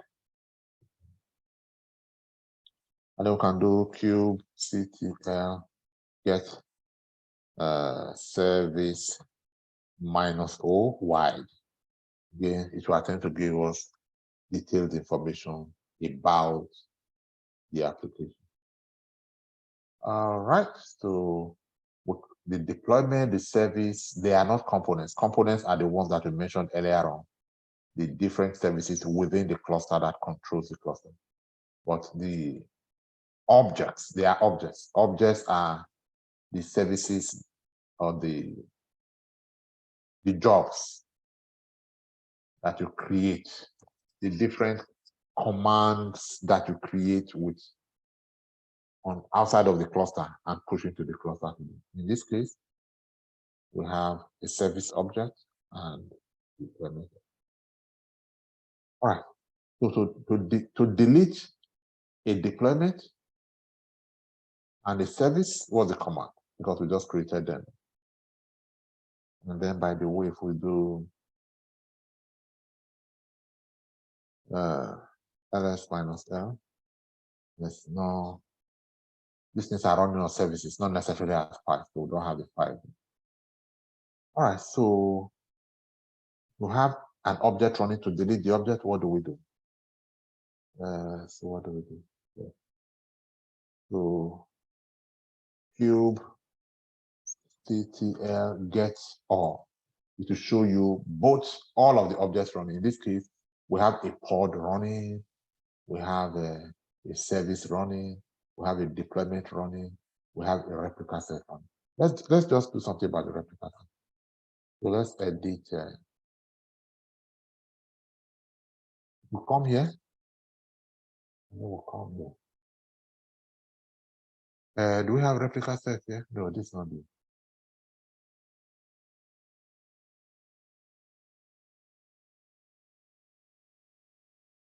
Edit service. Instead of edit service, let us. I think I'll be confusing you. I'll be rushing it. Don't worry about this. We'll do this later. All right. Do you understand what we've done so far?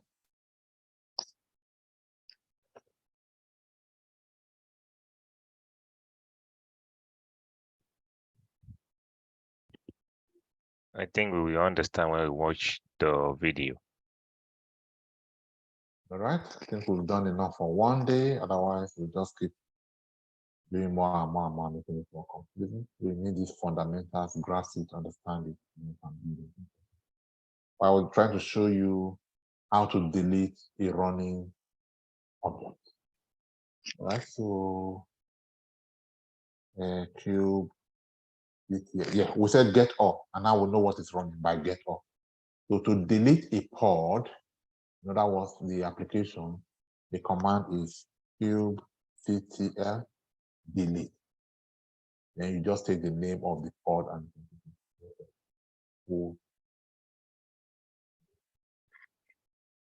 it's deleted.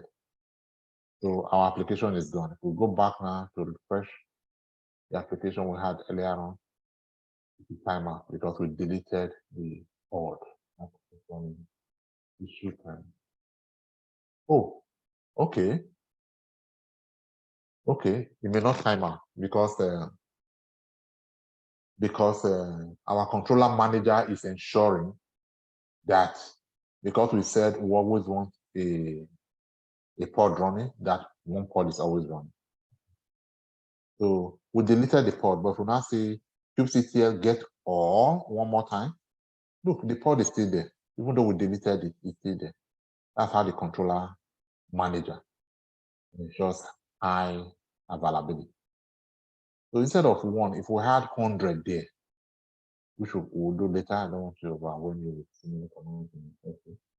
You see that even within a few seconds, it may show that all our 100 pods are done. And then the next time you check, it will tell you that 95 or all 100 pods are off of it.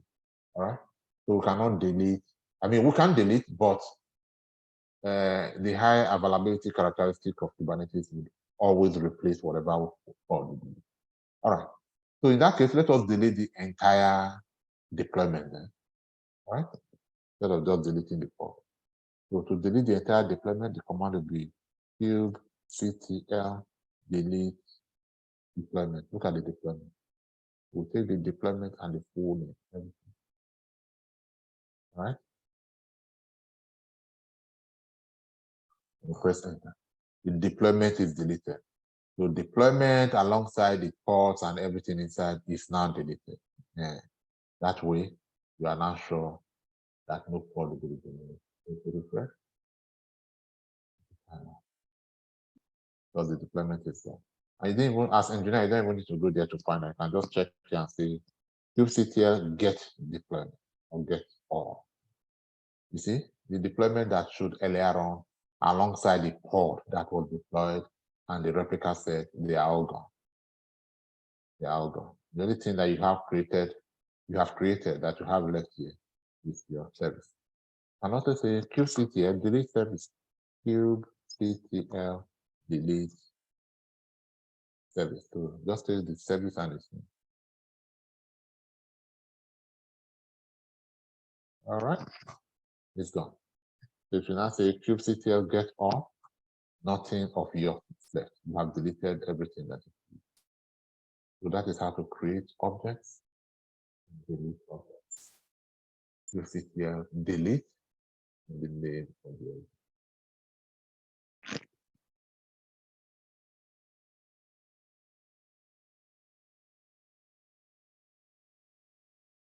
So that's what we did here.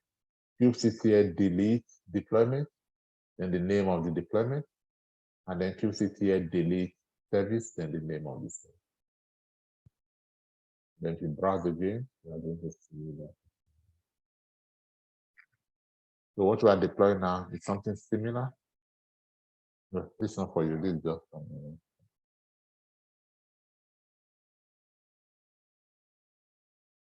Okay. So this is manual setup of Kubernetes cluster. So once we are done with the Kubernetes cluster, the way to delete it is to, we went there to create, we went to cloud to create our Kubernetes machines. So the way to undo is to come back here and delete all of them. We want to delete the machines, then our Kubernetes cluster is gone. We burn all of the houses in the village, the entire village. All right. So that's, unless there are other things to discuss, or unless I want to finish the Kubernetes and just make it heavy for you. That's where we'll stop today. And then next time we'll now talk about another method, or the one that employers will really be happy with for you to know, of creating Kubernetes flow in a more automated fashion. Okay, let's go ahead and do it. Let's do it. Let's go ahead and do the second method. We'll just take a few minutes break, come back and do it. Any question on the first method of creating? Or still have over 1 hour? All right, no question. So let's delete this old one so that we can do new, can use method 2. So let's go back to house, and then select all of that and click select. All right, our instances are touching down, our Kubernetes cluster is going there. Now, second method of creating Kubernetes cluster. Now, this is called managed Kubernetes cluster. And different operators, different cloud owners have their own managed Kubernetes cluster platform. AWS calls its managed Kubernetes cluster EKS. It means Elastic Kubernetes Services. GPC, Google Cloud Platform, they call their own GKE, Google Kubernetes Engine. And then Azure also has a suite. All right, AKS, Azure Kubernetes. All right, so we'll be consistent with AWS. I tried to do it with the others. They were not really as interesting as AWS, so I had to come back to AWS. So we are going to use AWS to create a managed Kubernetes cluster. All right, the employer will be more comfortable relying on the Kubernetes cluster that is built and managed by AWS than relying on your own that you built using your own script like we did earlier on. So they'll be happier with you knowing about this, how to create this, and how to run it. So like we said, different platforms have their different managed services, but we are going with the AWS platform. We are going to learn how to create a managed Kubernetes cluster. All right, so let's go. Let's go.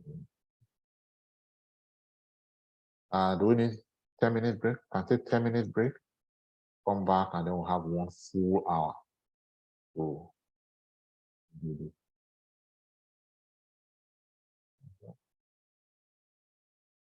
Then we'll just leave that on, and then we'll just practice Kubernetes.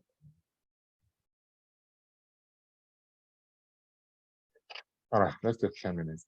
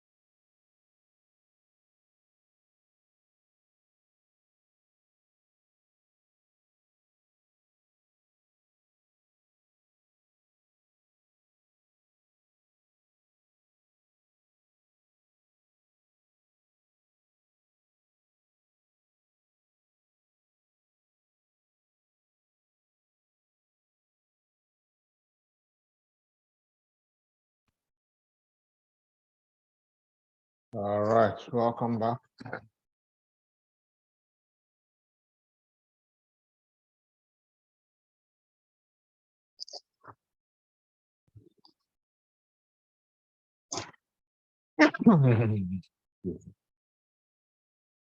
All right, so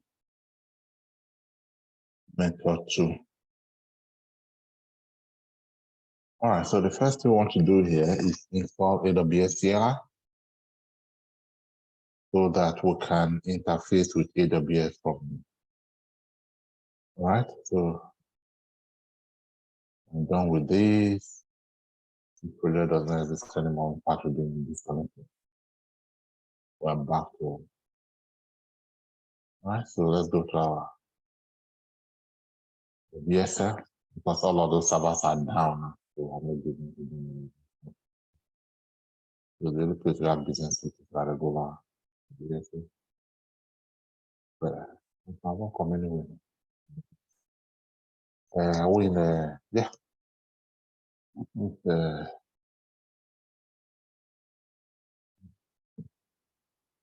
Ubuntu. Okay. So let us establish CLI connection with our cloud, with our cloud, the company's cloud account. So to do that, we install CLI. We have an introduction to this, and we'll do the AWS. And then we'll come here and we'll do CLI. Control C. Control V. Sudo apt install AWS. What's my password?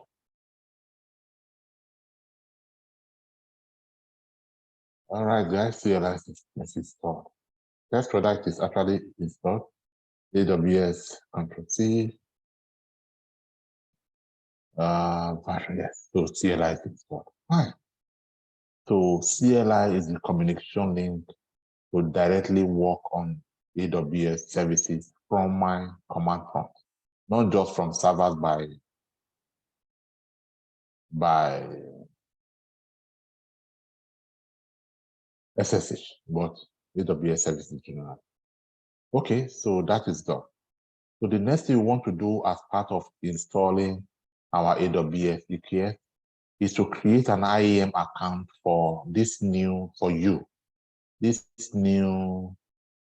employee that will be working from home to do all of this. And yeah, we can call him manager. So, or admin or something. So let's quickly go to AWS and create an IAM account for you, because without that, you'll not be able to access my company's AWS's account, and therefore they will not be able to set up and manage resources. We go to AWS, we go to IAM, we go and create an account for, who do we have account? Okay. Well, we already have a plan. Okay, let's create one for manager. Add users, manager, or what's a better name for? Who are you? Admins, or DevOps, DevOps guys. Right?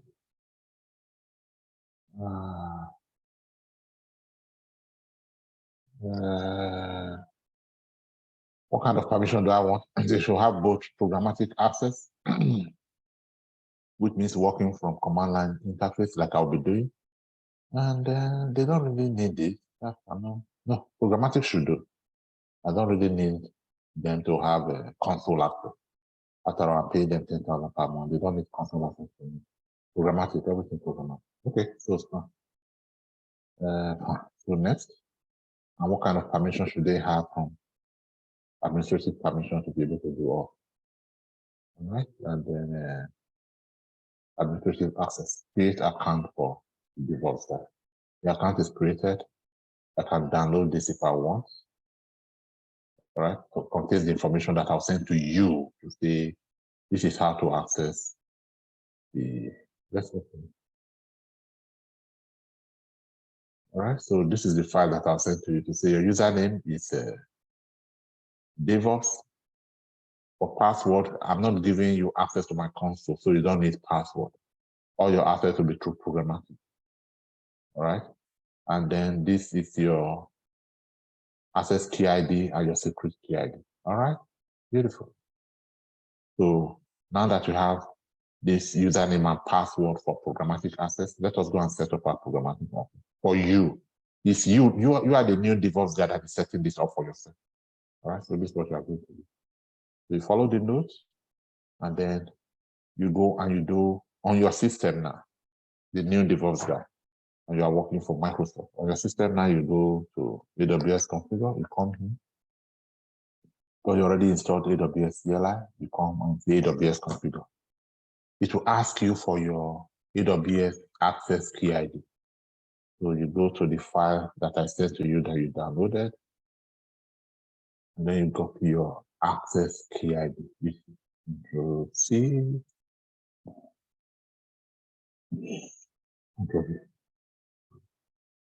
AWS secret access key. So you go back there, secret access key. Control C. What region would you be deploying infrastructure to? All the commands will be given from here. In what AWS region do you want the infrastructure to be created? All the servers, all of the S3 buckets, and everything will be created. Is it on US East 1? Yes, that's where that's where my company is. So I just press it. And what is the default output format? Is it YAML or JSON? Or, well, with AWS, it's always JSON. So beautiful. Now you have access to the company's AWS account through this CLI. It's beautiful. All right, beautiful. Now you know that when you see people working from home and they are working almost entirely from here, they never get out of here. You are wondering, well, you said you are working in cloud. Well, come you're always here because from here they have access to everything, including the cloud resources of their employer that they are working using and entering those parameters. All right. So the next thing you want to do now is test whether your AWS configuration is actually working. This is more common.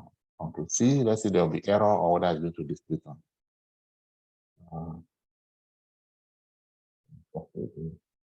Control C, Control V.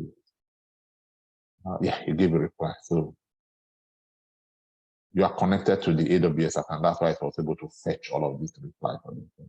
So your AWS CLI is working with your user credential that you do. You are good.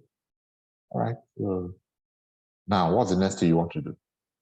You now want to install AKS CLT on Linux. AKS, remember that we are using AKS. We have Elastic Kubernetes Services of AWS. So you need to install the ELT, the command line interpreter. All right, so just copy, Control C, paste. All right, it's done. That is done. All right, then the command line. My notes. Then this is the next command, Control C, and then you go there and then the next command, Control C. I mean, it's actually done. You are just checking version now to see what was installed. Oh, that was installed. Your EKS CLT was installed. Now, once you create your EKS, you'll be able to communicate with your EKS through this control. Okay, beautiful. All of this we are doing to install EKS. What's the next thing we should do now? The next thing we want to do, having installed EKS, is install AWS IAM Authenticator in Linux. So don't need to bother yourself. You want to just copy all of this, Control C, and then go there and do Control V. And that is installing, and it's installed. And the next thing you want to do is just follow the direction as copied from the documentation. For us to understand everyone. Control C, Control V, Control C, Control V, and then check the version, Control C, Control V. All right, it's installed now. And then finally, you want to install your kubectl. Your kubectl that we talked about earlier. So Control C, Control V,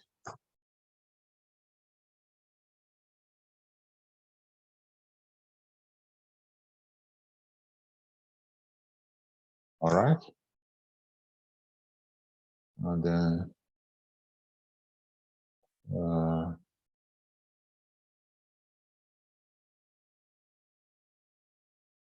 Control C, Control V,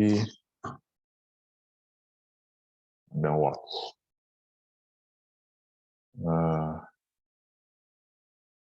Sudo apps get update, Control C, Control V, and finally, we do sudo apps install -y kubectl. Already downloaded everything that we need to install kubectl. So now we can install it. You can see Control V, and kubectl is installed. All right. So to confirm that it's installed, we check the version, Control C, and then Control V. All right, that is correct. No, never mind about the warning, it's just a warning, it's not an error. And that is why I've left it here, so that you see that even my own has warning. All right, guys, you are done. Ignore the warning sign. Now that you have installed everything that we need to set up a managed Kubernetes cluster in AWS, let us now set up the managed Kubernetes cluster. This is the typical command. This is the command to do it. But if we do that, it will just install anything by itself. So let us customize what we need it to install. We are going to say EKS-CTL create cluster. The name of the cluster, call it C2. The version of Kubernetes to install 1.23. The region where everything should be installed, US, just customize. It could be longer than this, but let us use this one to create a Kubernetes cluster of 3 nodes where each machine is of type T2 medium. We will copy. There. And then we'll paste. Did you get that? So we'll press enter.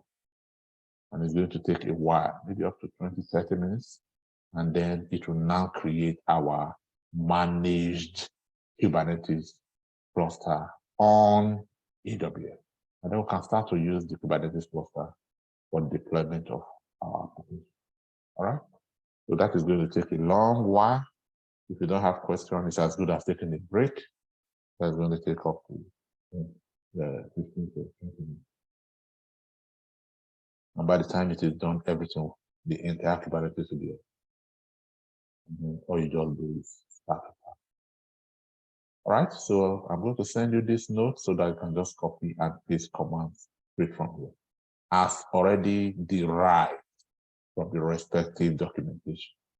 These are your, we call you Kubernetes engineer, right? Or what do we call it? DevOps engineer.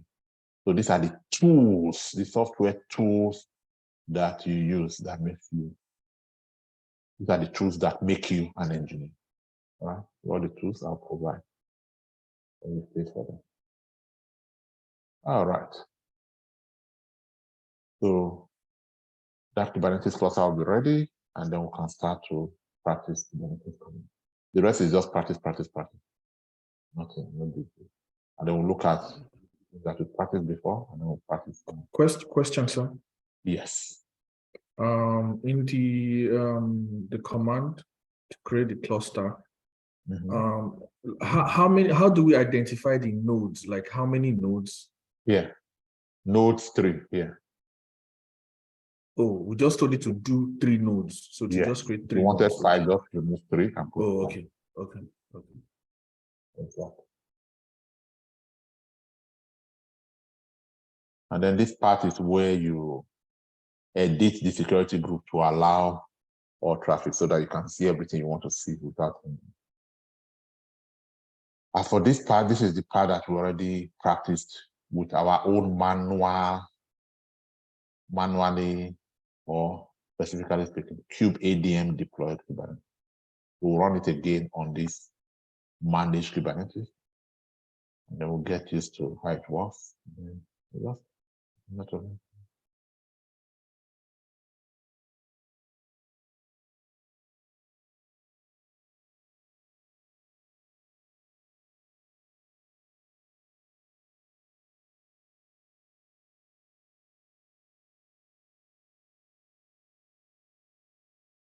All right, so what's today? Today is, we still have Thursday, more than, the days we have left is more than enough to cover the Kubernetes. Because everything we've done today now, need to be done on that. But we're doing them in one. No problem. All right, so let's see how far our deployment has gone. It's still deployed. It's waiting for CloudFormation start. So CloudFormation is what Kubernetes is using. So you're going to, in your head, there's already predefined stack for Kubernetes. That every time you say create a Kubernetes cluster for me, to just call up that stack and deploy it for you. But automation in provisioning of infrastructure, automation of infrastructure provisioning in AWS is done with CloudFormation, not with, by default, not with Terraform by default. So that's why it's using CloudFormation. Even though AWS understands Terraform and has no problem using Terraform, the native language or native tool that AWS uses is its own automation tool.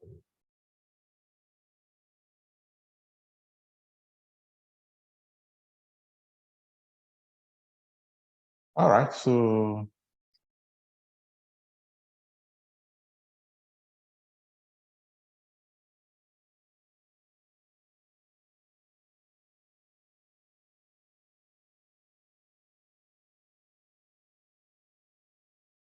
going.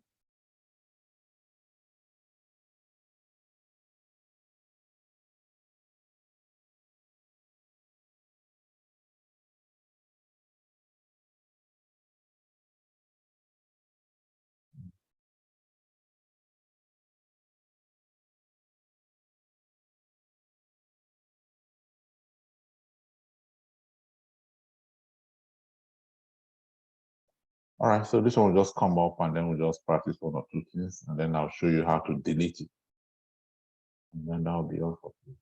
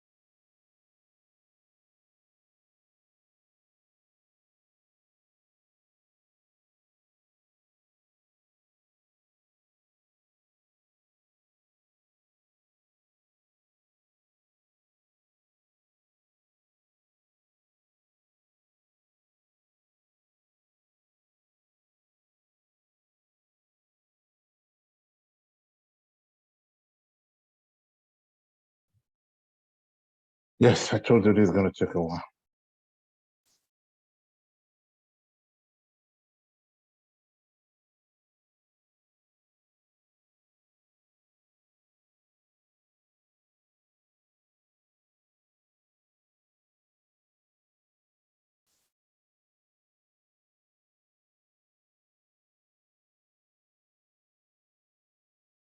Mm.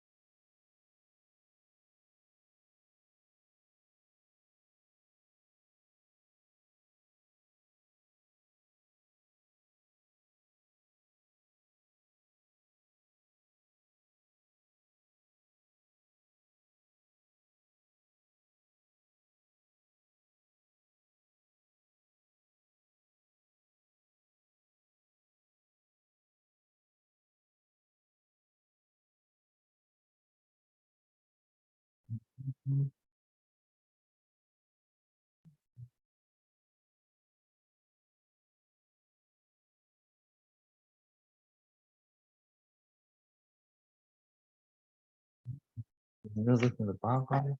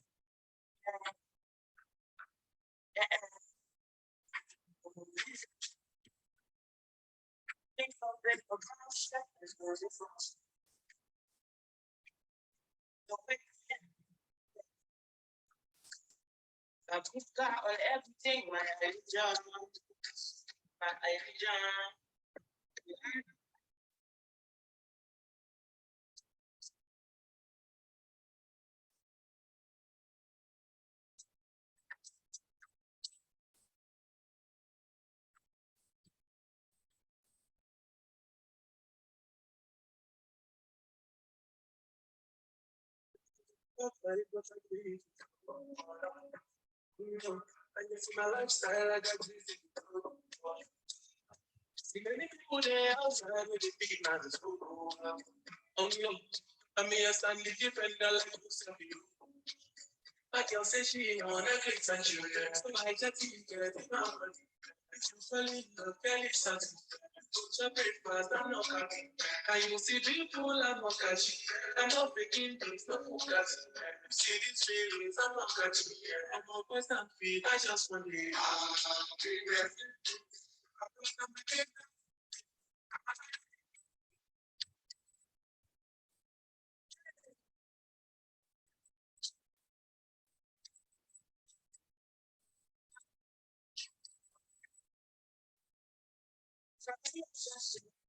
Why you want to do shit? If you want to take a few as I do to speak, do it to resonate, I want to do for points. I don't think it's necessary. I'll be done with somebody that do like me. When I feel I'm coming the right way, I can't tell you this better, you know, tell me. You know, think I'm step.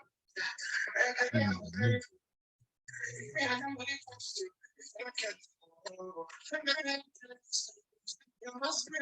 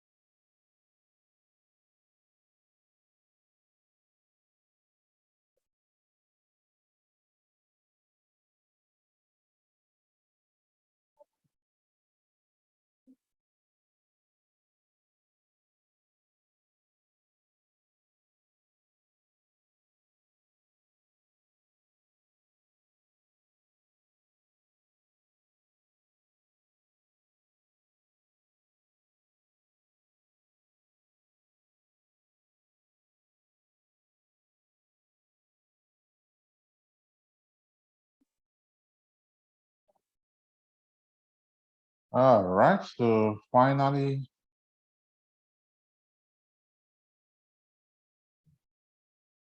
our cluster is ready.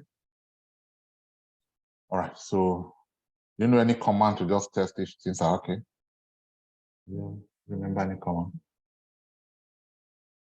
I will be kubectl get node. So this tells you that we have a node of, we have a cluster of 3 nodes and everything is ready. Oh, beautiful. What else do you want to check? Kubectl get deployment.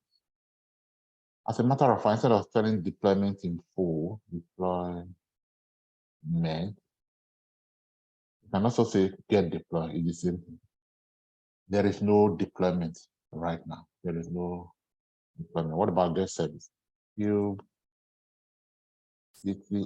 get service. Instead of spelling service in full, if you do service SVC, it's the same thing. Do we have any service? No, we don't have anything. This service that you see here is the default Kubernetes service. All right, kubectl get all. There is nothing. You have not created any of them. All right. So your Kubernetes cluster is up and running. You want to create at least the object that you already know to create, like we did before. Yes, you can do this one that we did now. You can see kubectl, just like we did for. All right, you can do that, and then that is created. If you already explained the place of service, you can quickly go and do service, Control C, and then service is created. However, we are not able to access externally unless we create a node port service. Any command to create node port service, this one, Control C, and then Control V. Yeah, these are node port service. So we just come here and we do type node port. Type node port. So I for instead node port. All right, that's all. And then that's it. So what do we do now? We now say kubectl get all. We see that we have, as a result of this deployment running, we have a pod running, and then we have replica set 1. Let us create like 20 replica sets. So we're asking Kubernetes to create and deploy and manage 20 images at the same time for us. To do that, we are going to come here and say edit. Instead of service, we are going to say edit deploy. I got this spelling wrong.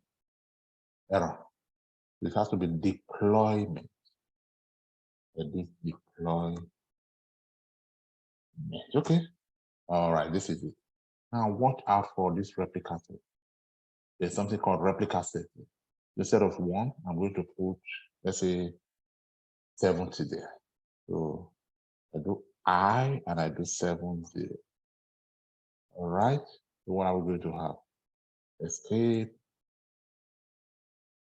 All right. Okay. So do we have, what did I do?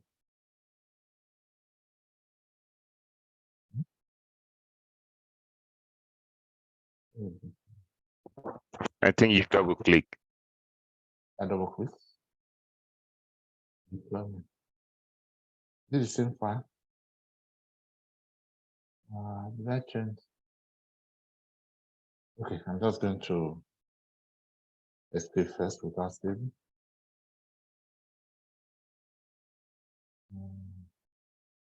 And then let's do that again. Edit deployment. Let's change replica. What's replica state?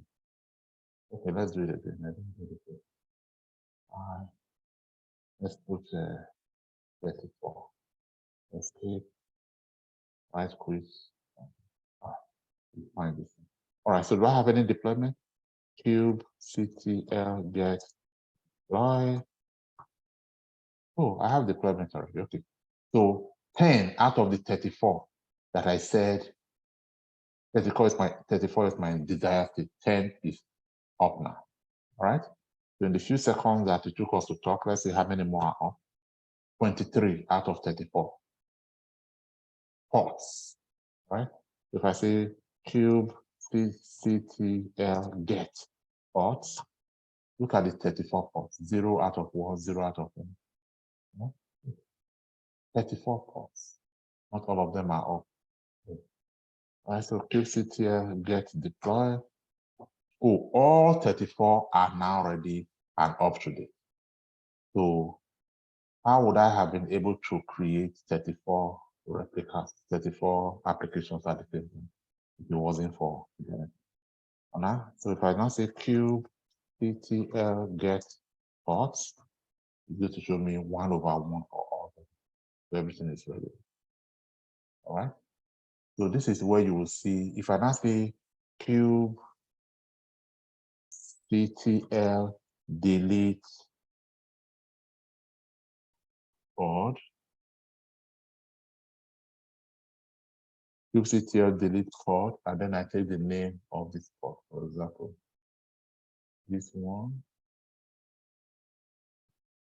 One pod is deleted, guys, but if I now say kubectl get pods again, all right, I still have 34 pods. If I say kubectl get deploy, I still have 34. Even though I deleted 34. The state, the desired state of 34 is always maintained. Every time I delete, it will come up again because of the controller manager. All right. So this is called replicas. I can decide to make it 300, 1000, I mean, theoretically. And that is where Kubernetes is awesome, just by a single command, without doing it 300. So right now, my deployment is showing 34 applications running in 34 ports. All right. Am I able to access any of this application? You'll be service cube, CTL, get. Oh yeah, I already created node port and I can access the application. Oh, beautiful. All right, so let's attempt to access it. What's the public IP address that I'm going to use? Cube CTL get nodes -o wide. All right, so this tells me that this external IP address is the public IP address of that node. Right? Instead of going to cloud to find out, I can just get my public IP address here. So I can take public IP address of one of the nodes, and then I'll access it through 30169. So I come here and I say Ctrl V through 30169. Of course, it's not going to allow me because I've not opened it. But that is the correct 30169. 301. Okay, so let's quickly go and open the port so that I can access 301. So someday I'm going to get that command and just enter the command right here. But for now, let's just go to cloud and open for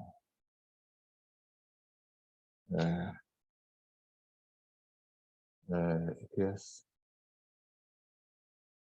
Okay, or EC2.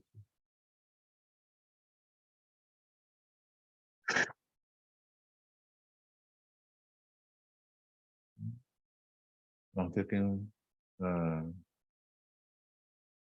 that one and I'm doing security, EKS node security, EKS C2 node security, security group, EKS cluster security group.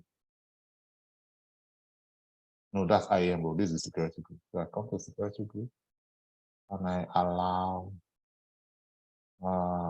Edit, allow all traffic from everywhere. This allowing all traffic from this specific security that I'm going to add. We allow all traffic everywhere. All right. So that open the pause. So if I open this now, awesome. That is it. That's our copy. All right. So, I mean, we'll just continue to learn commands. We'll just continue to learn more and more and more commands. As long as we have the cluster and the cluster is working fine, I'll just run you through how to navigate and run, deploy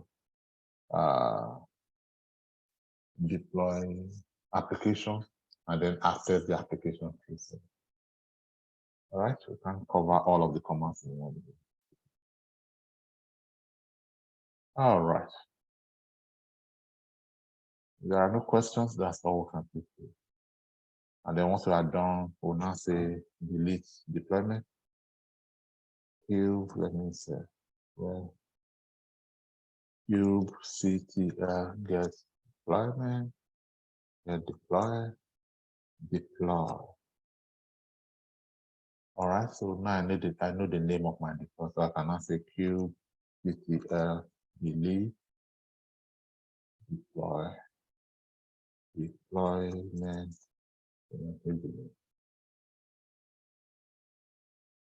All right, that deployment is deleted. Along, of course, inside the deployments, you have the containers, the applications, the images, so everything is deleted.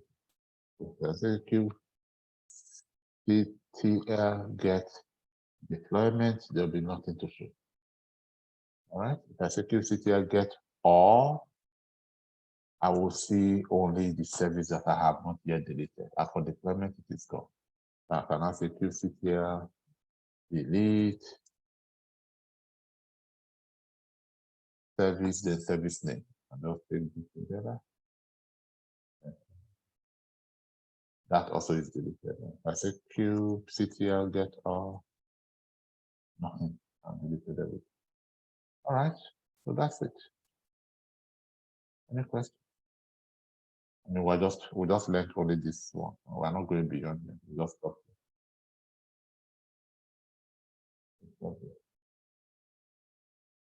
And then this was where I got my public IP address with which I browse.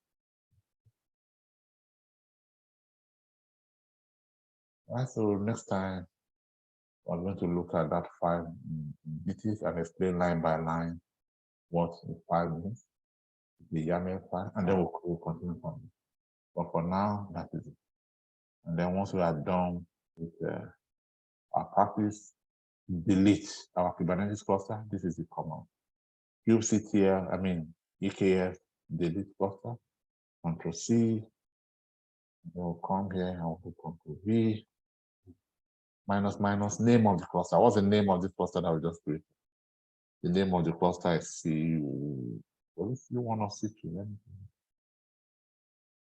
Name of the cluster we created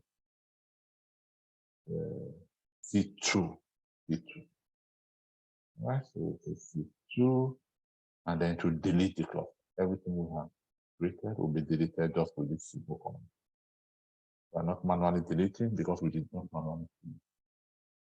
All right, so before I press enter for delete, anything you need us to revise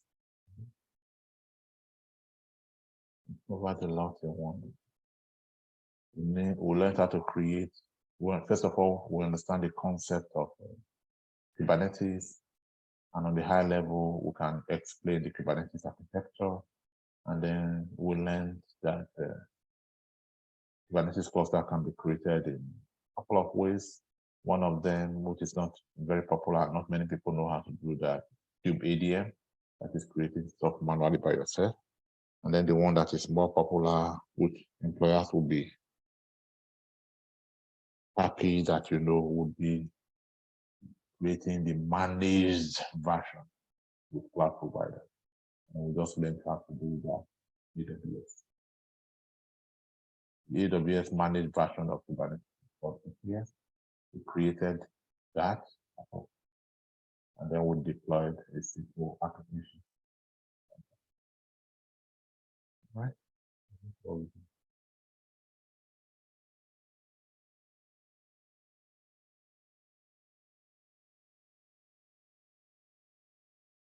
All right, so now let me show you how to delete the cluster. We'll come back here and do QC here.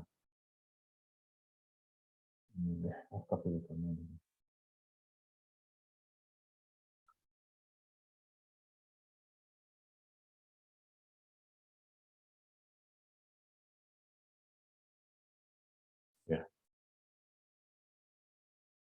QC here, delete cluster, Control C, and then the name of the cluster.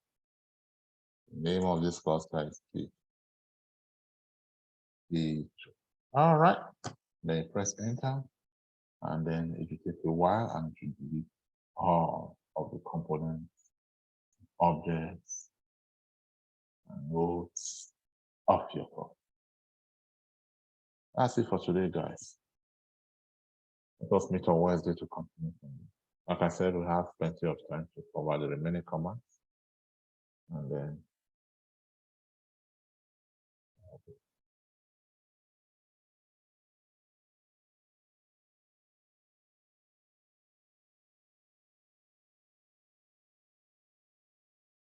deleting. It will take a while though, but not as long as it took to create. The structure is faster than.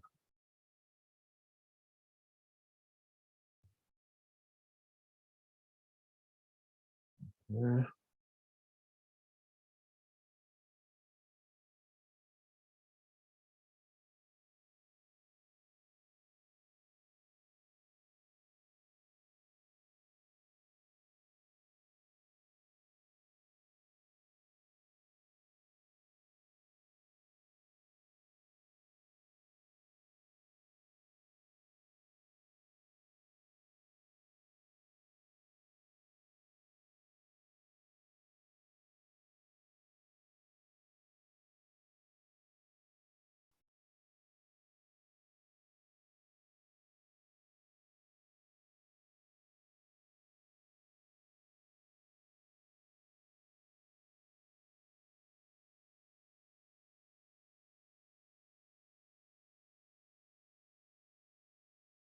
All right, we don't really have to wait for, because we're not doing anything with it.